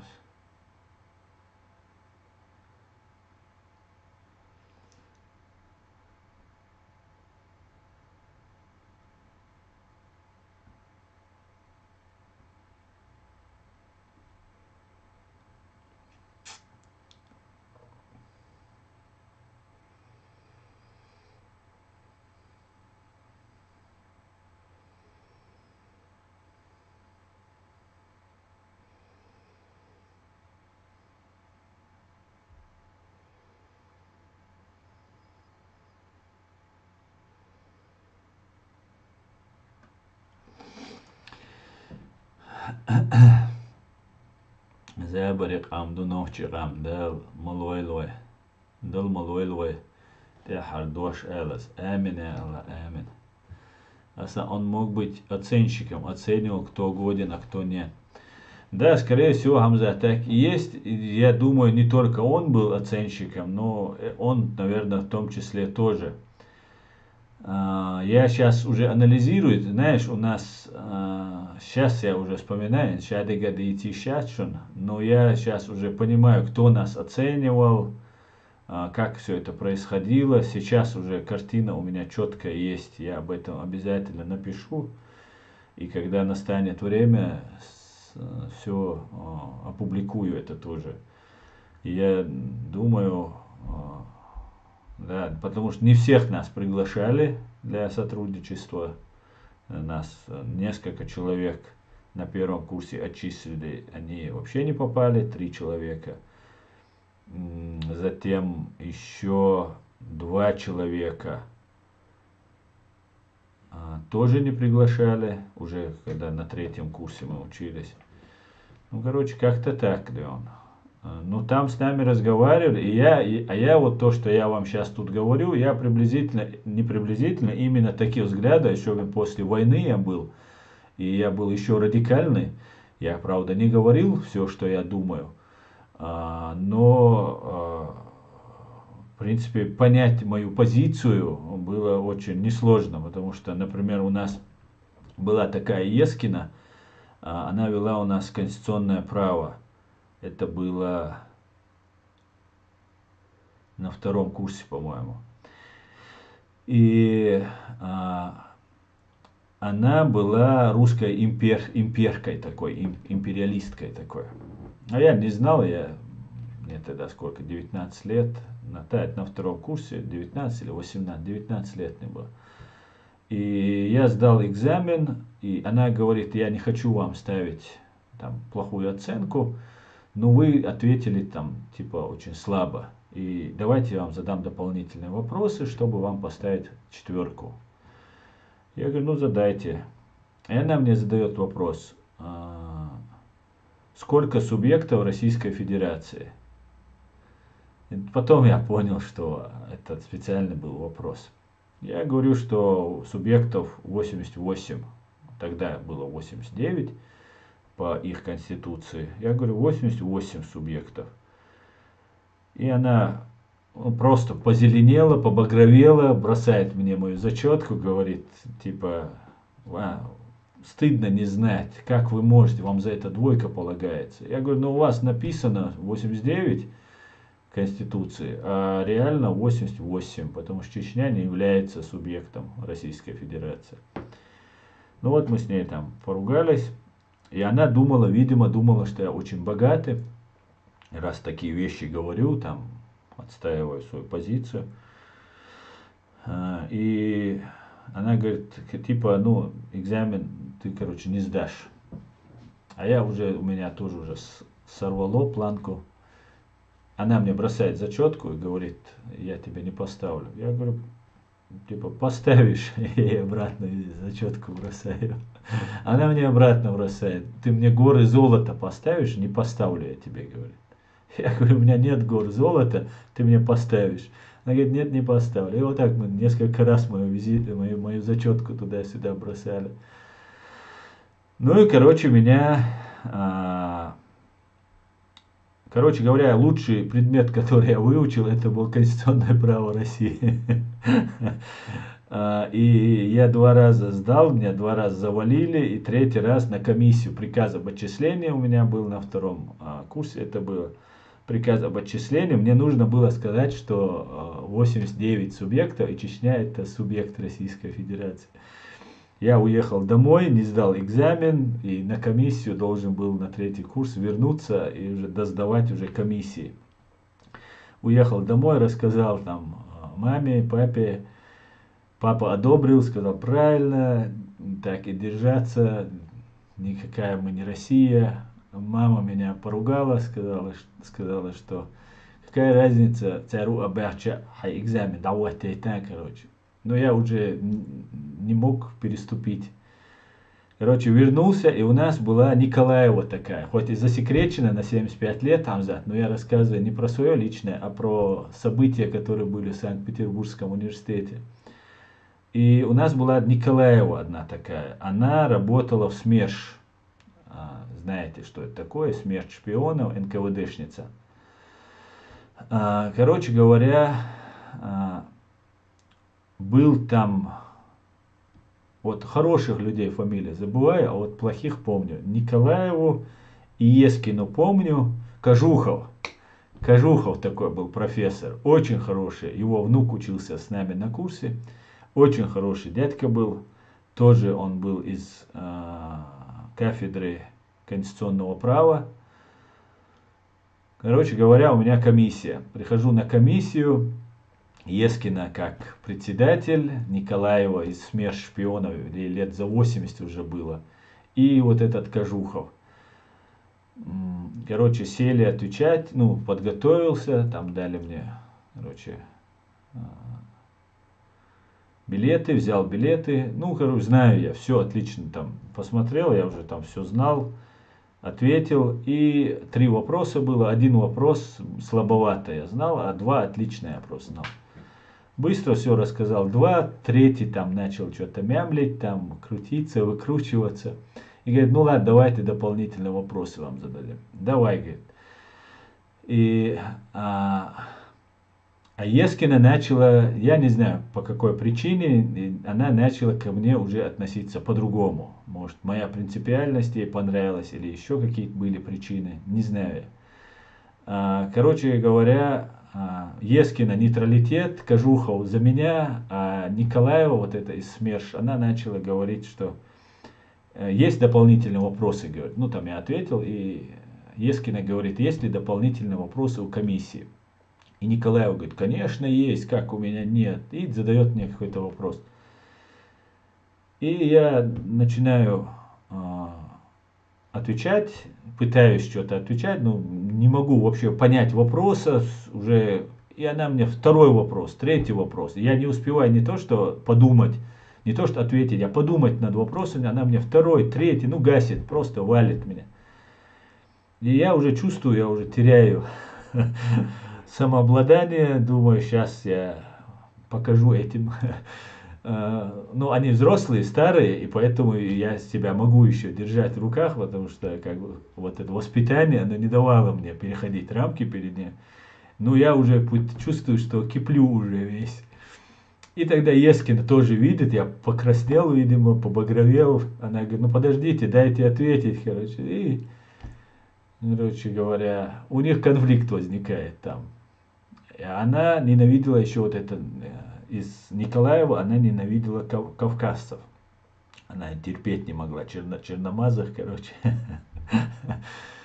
И вот тогда вот этот Кожухов за меня заступился, прямо стукнул кулаком, сказал, перестаньте издеваться над молодым человеком. Нет ни одного человека, кто так хорошо ответил. Он у себя принимал в своей группе там. Кто так хорошо, как он ответил, быстро ответил там на заданный, ну там, на билет. Короче говоря, получил я 3 и не был отчислен до цели. Вот такая вот была, Дион, интересная ситуация. К чему-то я это начал рассказывать. Но я хочу сказать, что обо мне знали, кто я, каких взглядов я придерживаюсь. И именно, наверное, поэтому я им очень и нужен был, чтобы меня завербовать. Просто предлагали как угодно, что я дурак, что я не понимаю, как это так, у тебя будет супер будущее.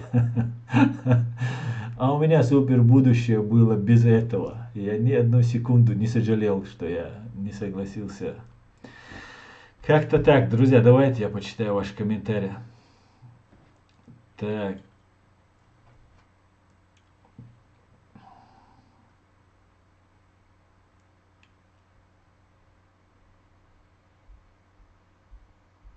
Мозговой, так.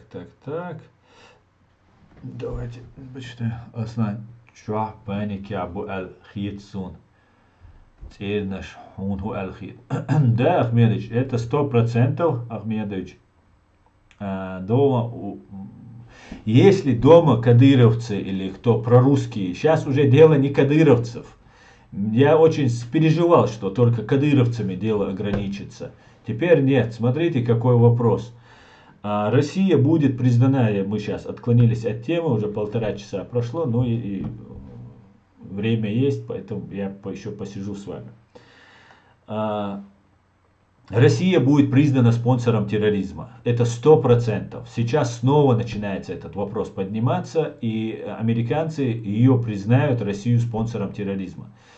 ФСБ, ГРУ, МРУ и все остальные террористы, которых спонсирует вот эта фашистская Россия, они не как в 96 году, когда война закончилась, первая русско-чеченская, и они там, Запад нам говорил, ну и договоритесь с теми чеченоговорящими, которые были за Россию, и из-за того, что мы с ними договорились, связь с КГБ у вот этих чеченоговорящих коллаборантов, она не прервалась, и, соответственно, мы оказались в той каше, в которой мы оказались.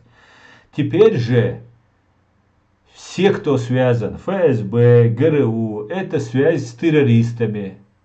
И мы, чеченцы, граждане Чеченской Республики Ичкерия, имеем на законных основаниях и перед международным правом, и перед американцами, и перед Западом в целом, имеем право не допускать их до нашей власти.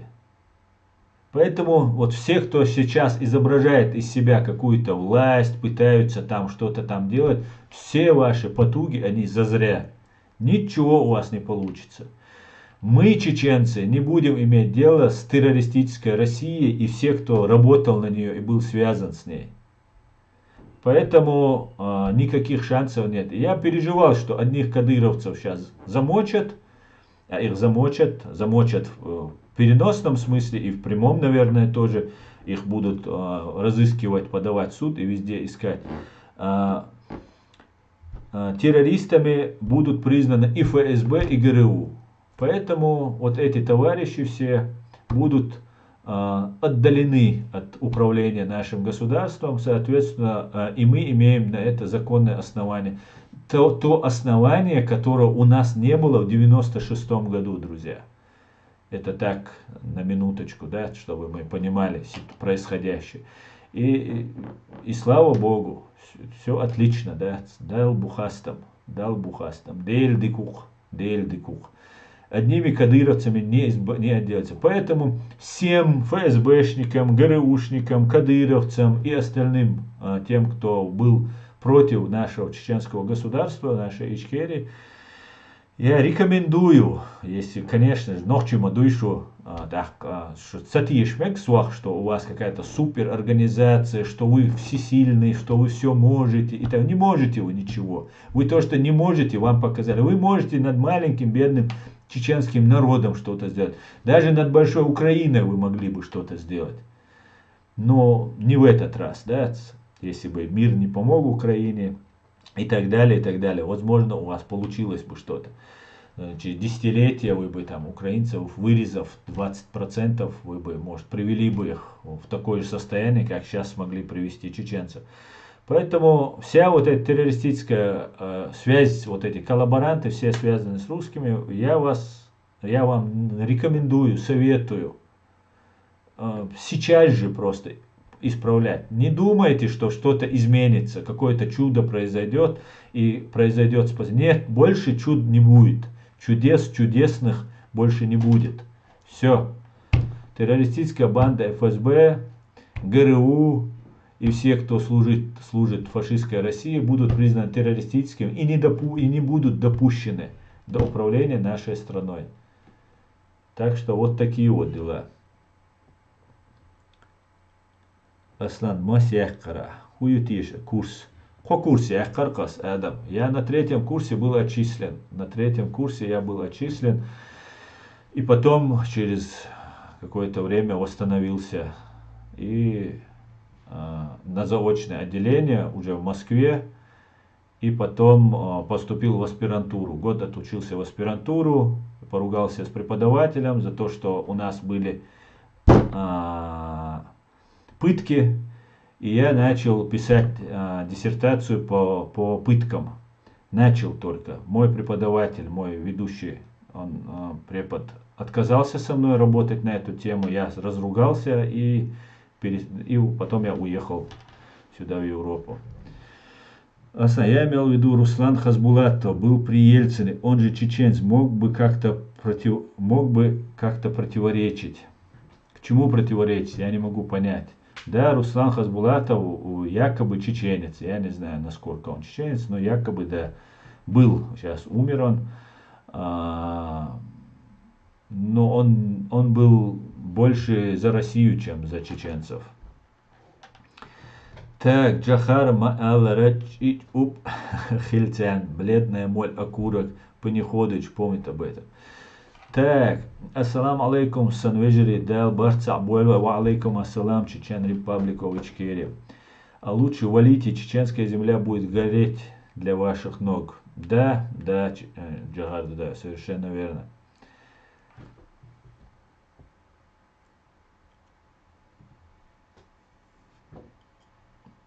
Так, Ичкерия навсегда. Совершенно верно.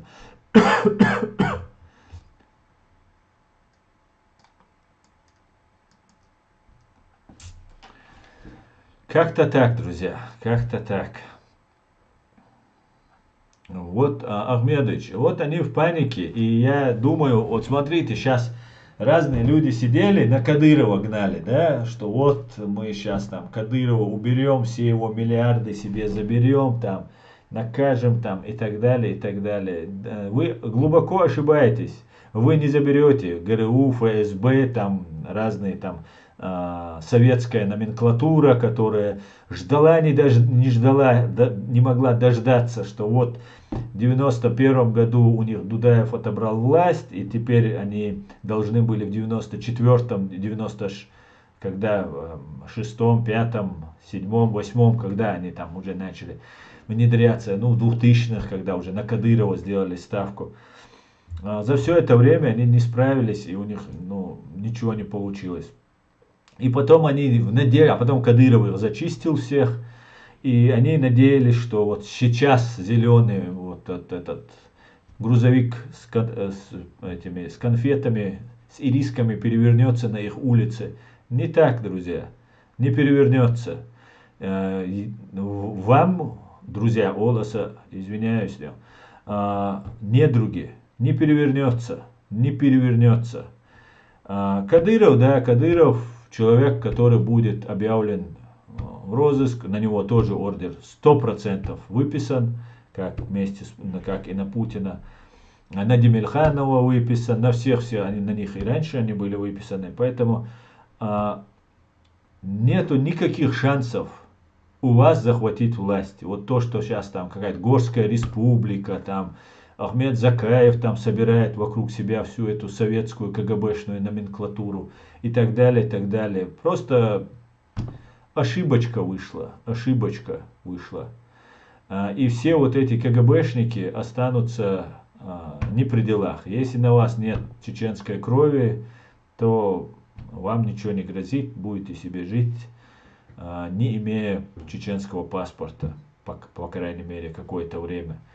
А остальные будут наказаны, если на вас есть кровь чеченцев. Да, мула, не уйдет никто от ответственности. Поэтому, друзья, хоть у меня и настроение сегодня немножко уставшее, но это все равно нисколько не должно омрачать той прекрасной перспективы, которая нас ждет. Все будет отлично. Как может быть адвокатом серийного убийцы и всеми силами защищать маньяка? Всегда было интересно, что ими движет. Хамзат, вообще по закону каждый человек имеет право, и серийный маньяк, и насильник, и педофил, все имеют право на адвоката. Это закон. Что ими движет? Ну, чаще всего ими движет, конечно же, деньги. Адвокату платят деньги, и он защищает. И все. А насколько он делает это на совесть, это уже зависит от его личных там каких-то убеждений. Вообще адвокаты, они не относятся к своему клиенту как к чему-то личному сопереживают, что вот он получит сейчас там высшую меру наказания или получит там 10 лет.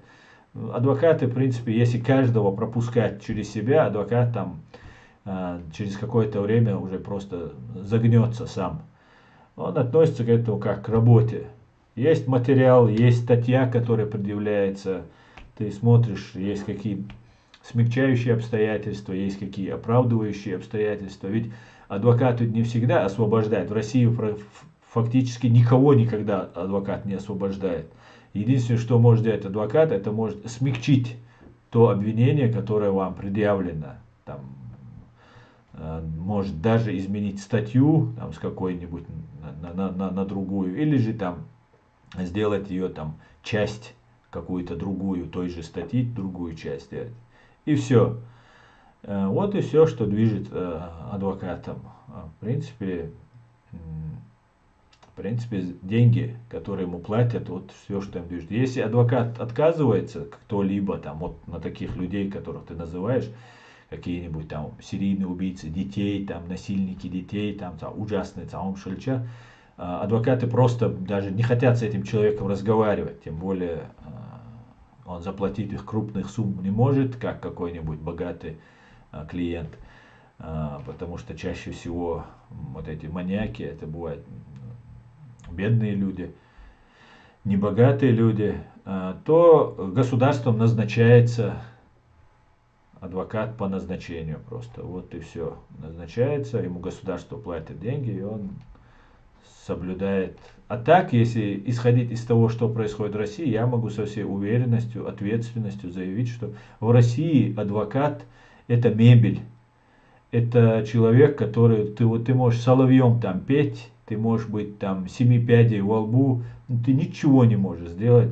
Если прокурор запрашивает, судья почти всегда удовлетворяет его просьбу.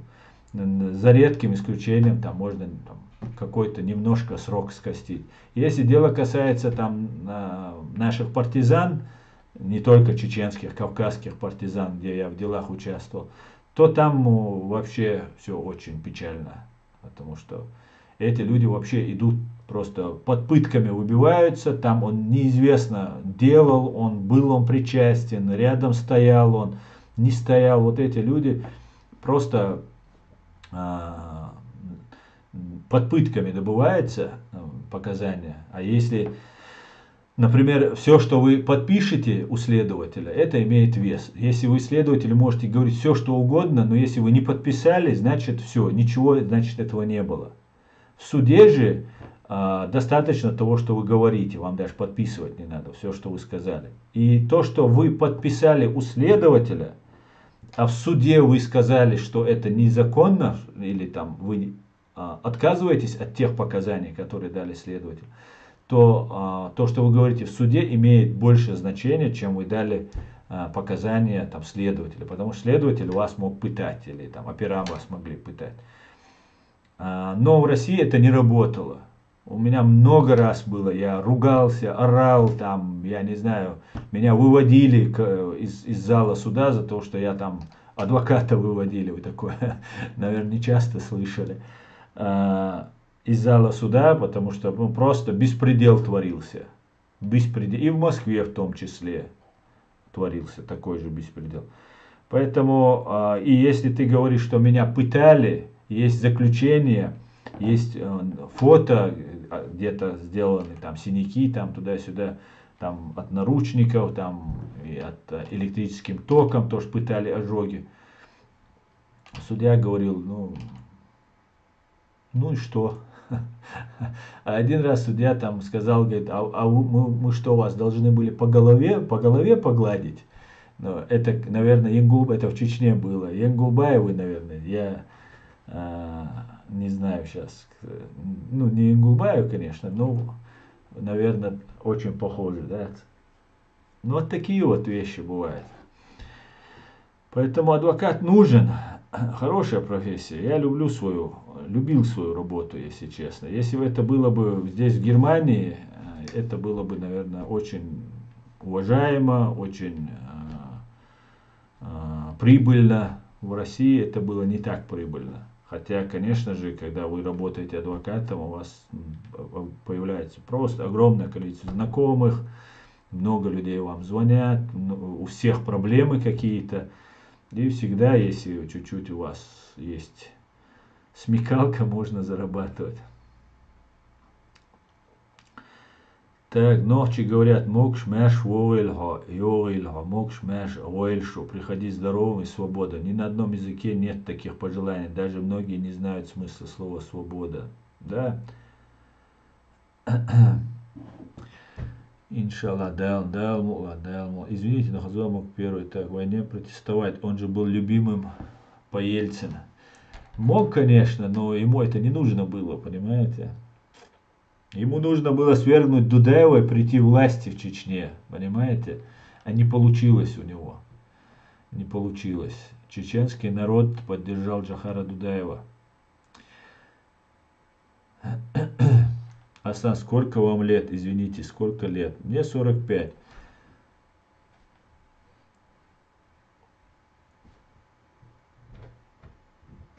Как и среди всех есть человечный адвокат, а есть адвокат-мерзавец. Правильно я понял? Да, совершенно верно. Да. Были адвокаты, которые работали со следствием. Они были дежурные такие. Например, были, во-первых, как я уже много раз говорил, нету ни одного суда в России, кто не берет деньги. Это основная статья дохода адвоката. То есть коррупция, взятка. И если вы обзавелись достаточными связями, если вам доверяют, то вы можете решать вопросы до суда. Да? Ну, суд иногда состоится, иногда и не состоится, там под каким-то предлогом переделывали статью, там, например, с какого-нибудь вымогательства, переделали на самоуправство, например. Да? Ну, по-разному там все это делалось, в зависимости от возможностей. Плюс все на усмотрение суда там, и так далее. И были адвокаты, которые, например, тот же Марк Фейгин, мы между собой адвокаты общались всегда, Марк Фейгин, например, все говорили гибнявый. Все, не связывайся, не подходи, будь осторожен, ну вот так, предупреждаем друг друга. Смотри, вообще-то это считается неэтично, это нарушает адвокатскую этику. Не может человек, адвокат, это вообще-то адвокат, это спецсубъект, который защищен законом, и как бы он должен стоять над государством вообще, он должен стоять на страже интересов своего клиента. И в этом плане,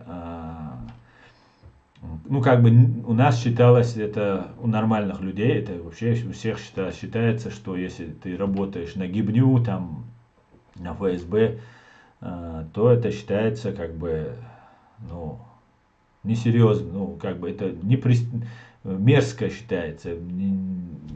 То, что там, поедбочки и так, да. Ну, вот как-то так это было, да. Аслан, себя кем видишь? Я себя Асланом вижу. Ты имеешь в виду, когда я вернусь домой? Я не знаю, я буду заниматься бизнесом, может быть, ты можешь заниматься адвокатской деятельностью, посмотрим. Чем я не буду заниматься, так это политикой я не буду заниматься, поверьте мне. Ну, алейкум ассалам.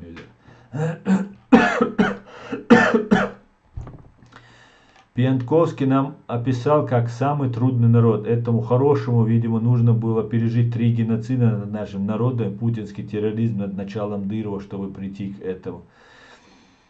Пьянковский просто старый, извиняюсь, мудак.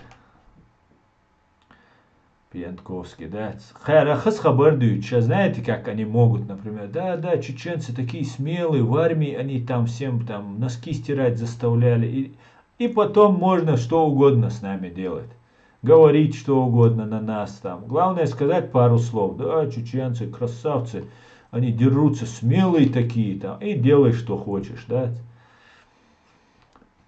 Как-то так, да. Наш Лев красавчик, good luck. Дуже дякую. Дуже дякую. Лев, кстати, Аслан переводится с турецкого. Дересу Масу, да, Дольвай, да, Масу. Старый башмак, точно. Старая калоша, Питер Ольф. Старая калоша этот Пьянковский, да он. И тут я знаете, не хотел, конечно, говорить, но вспомнил, короче говоря. Ладно, не буду говорить, не хочу вспоминать это ничтожество, да, не буду лишний раз. Как ты думаешь о войне? Украина проиграет? Муслим Ибрагимов. Украина как может проиграть, если она уже победила? Нужно быть просто, я не знаю, самоубийцей, чтобы сейчас такое предположить даже. Нет, конечно. Украина проиграет. Чудес не бывает, друзья. Не проиграет Украина. Фашистская Россия выступила против цивилизации. Не просто против Украины. Они говорят, против НАТО воюют и так далее. Отчасти это правда. Воюет Украина, конечно, сражаются украинские солдаты и добровольцы со всего мира. Помогает НАТО и так далее. Но весь мир цивилизация. Они за Украину. Фашистская Россия, варвары, они за гранью вообще морали, нравственности, человечности, за гранью цивилизации. У них нет никаких шансов. Даже если они бы оккупировали, у них это не получится, как мы видим. Сейчас уже и леопарды, и самолеты сейчас обещают давать. И все дадут. Если говорят, дадут, значит уже договорились, уже там обучаются украинские летчики и так далее. Конечно же, Украина выиграет. Украина уже выиграла. Она же уступает день за днем. Муслим, ты, наверное, русские новости смотришь. Послушай Гиркина и Пригожина. Это два самых главных террориста, которые воюют. И знаешь, почему они говорят правду? Потому что у лжи все хорошо для них. Кроме того, что на войне лгать самому себе это очень опасно. Поэтому Гиркин говорит нам правду. Поэтому он не нам говорит, он своим это говорит. Поэтому Пригожин сейчас говорит правду. Поэтому послушай их и все. Не надо украинцев слушать, меня слушать не надо. Их просто послушай. Ваших. Никто не уступает. Ты что? Азнасан хаттар прозевать дерьмо отсюда. Так и цва хаусарам даду мечадра хаттар.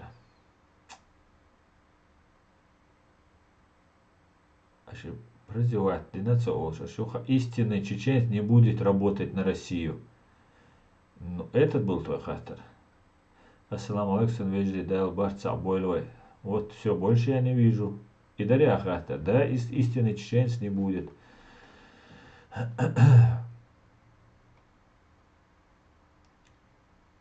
На нашем тюркском основе Талеев. Да, совершенно верно.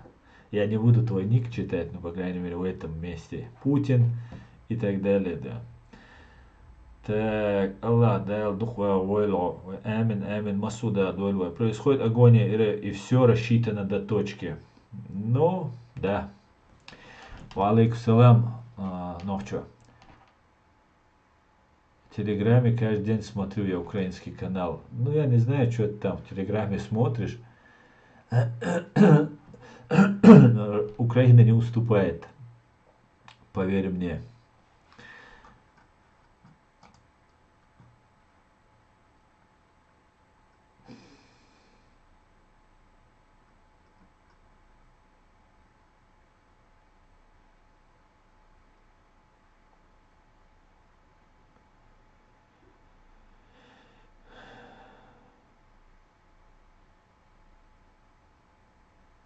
Так.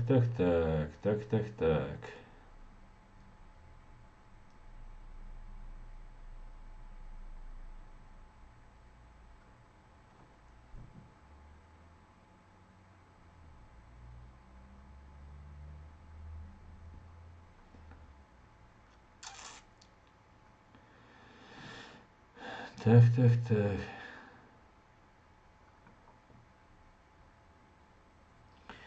Сейчас знаете, что самое главное? Когда будут привлекать к уголовной ответственности вот этих террористов, чтобы как не получилось в 91 году, когда Ельцин сказал, мы же не будем Лубянку штурмовать. Вот этого, чтобы не получилось. Для этого не надо, чтобы появились лидеры вроде вот этих Гудковых, Фейкиных, Навальных там и остальных, которые скажут, да-да-да, мы давайте договоримся. Русский народ никогда больше не придет в себя, если он не проведет люстрацию и не проведет рассекречивание архивов. Вот это важно будет, чтобы он добивался этого. А так Россия будет разделена на несколько частей и будет суд над самыми одиозными террористами. Ну и там посмотрим, что будет дальше. Байтагу хожуш лайквату эту болчу титабайши пел зихир дачун нохчичу авочу титабами горду.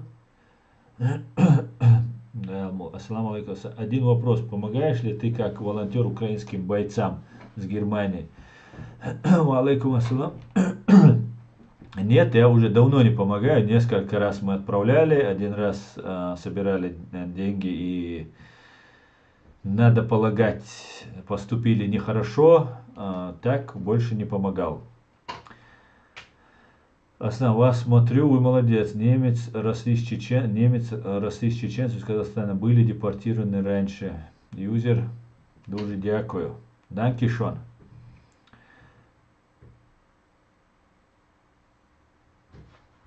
Так, нам какой-то этот черт зашел, да? Чертила, здорово, Дэл. Ты так уверен, что Россию разделят? Да, это уже решенный вопрос. Это уже решенный вопрос. Сам вы видели великолепный фильм о террористе Фейкине у Клирика? Рекомендую, обязательно посмотрите, плиз. Да, я смотрел, Клирик, молодец, я могу сказать. Отличная работа, я могу сказать. Время показало всему миру, что нет никакого русского народа. Да.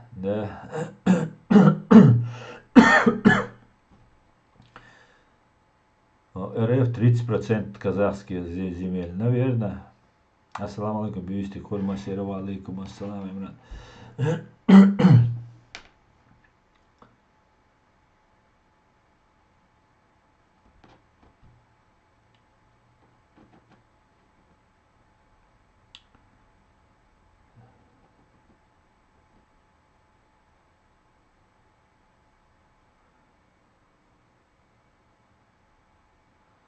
Да, Хамер. Китайская Народная Республика. Кстати, Клирик красавчик, реально все по полочкам раскидывает. Да, молодец. Не ленится. Хорошо работает, да. Так просто Кадыров тоже не уйдет с Ичкерии. Кадыров не уйдет. Кадыров просто пулей вылетит из Ичкерии.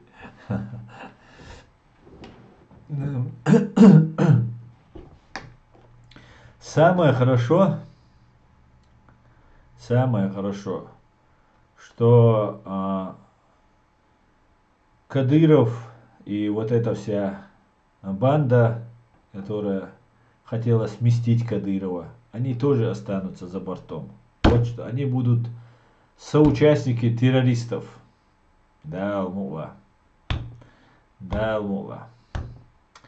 Сколько стран обломалось в попытке нагнуть Россию, говорит.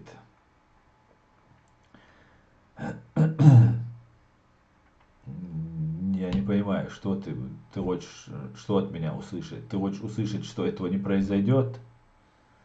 Ну ты ошибаешься, я тебе могу сказать. Фашистской России конец. Конец террористической банде ФСБ и ГРУ. Вот я тебе могу сказать. Так, друзья, я закончу свой стрим, уже более 2 часов мы. Послезавтра, воскресенье, да, может быть даже завтра. Я, знаете, думаю, может пораньше выходить. 8 часов выходить в эфир.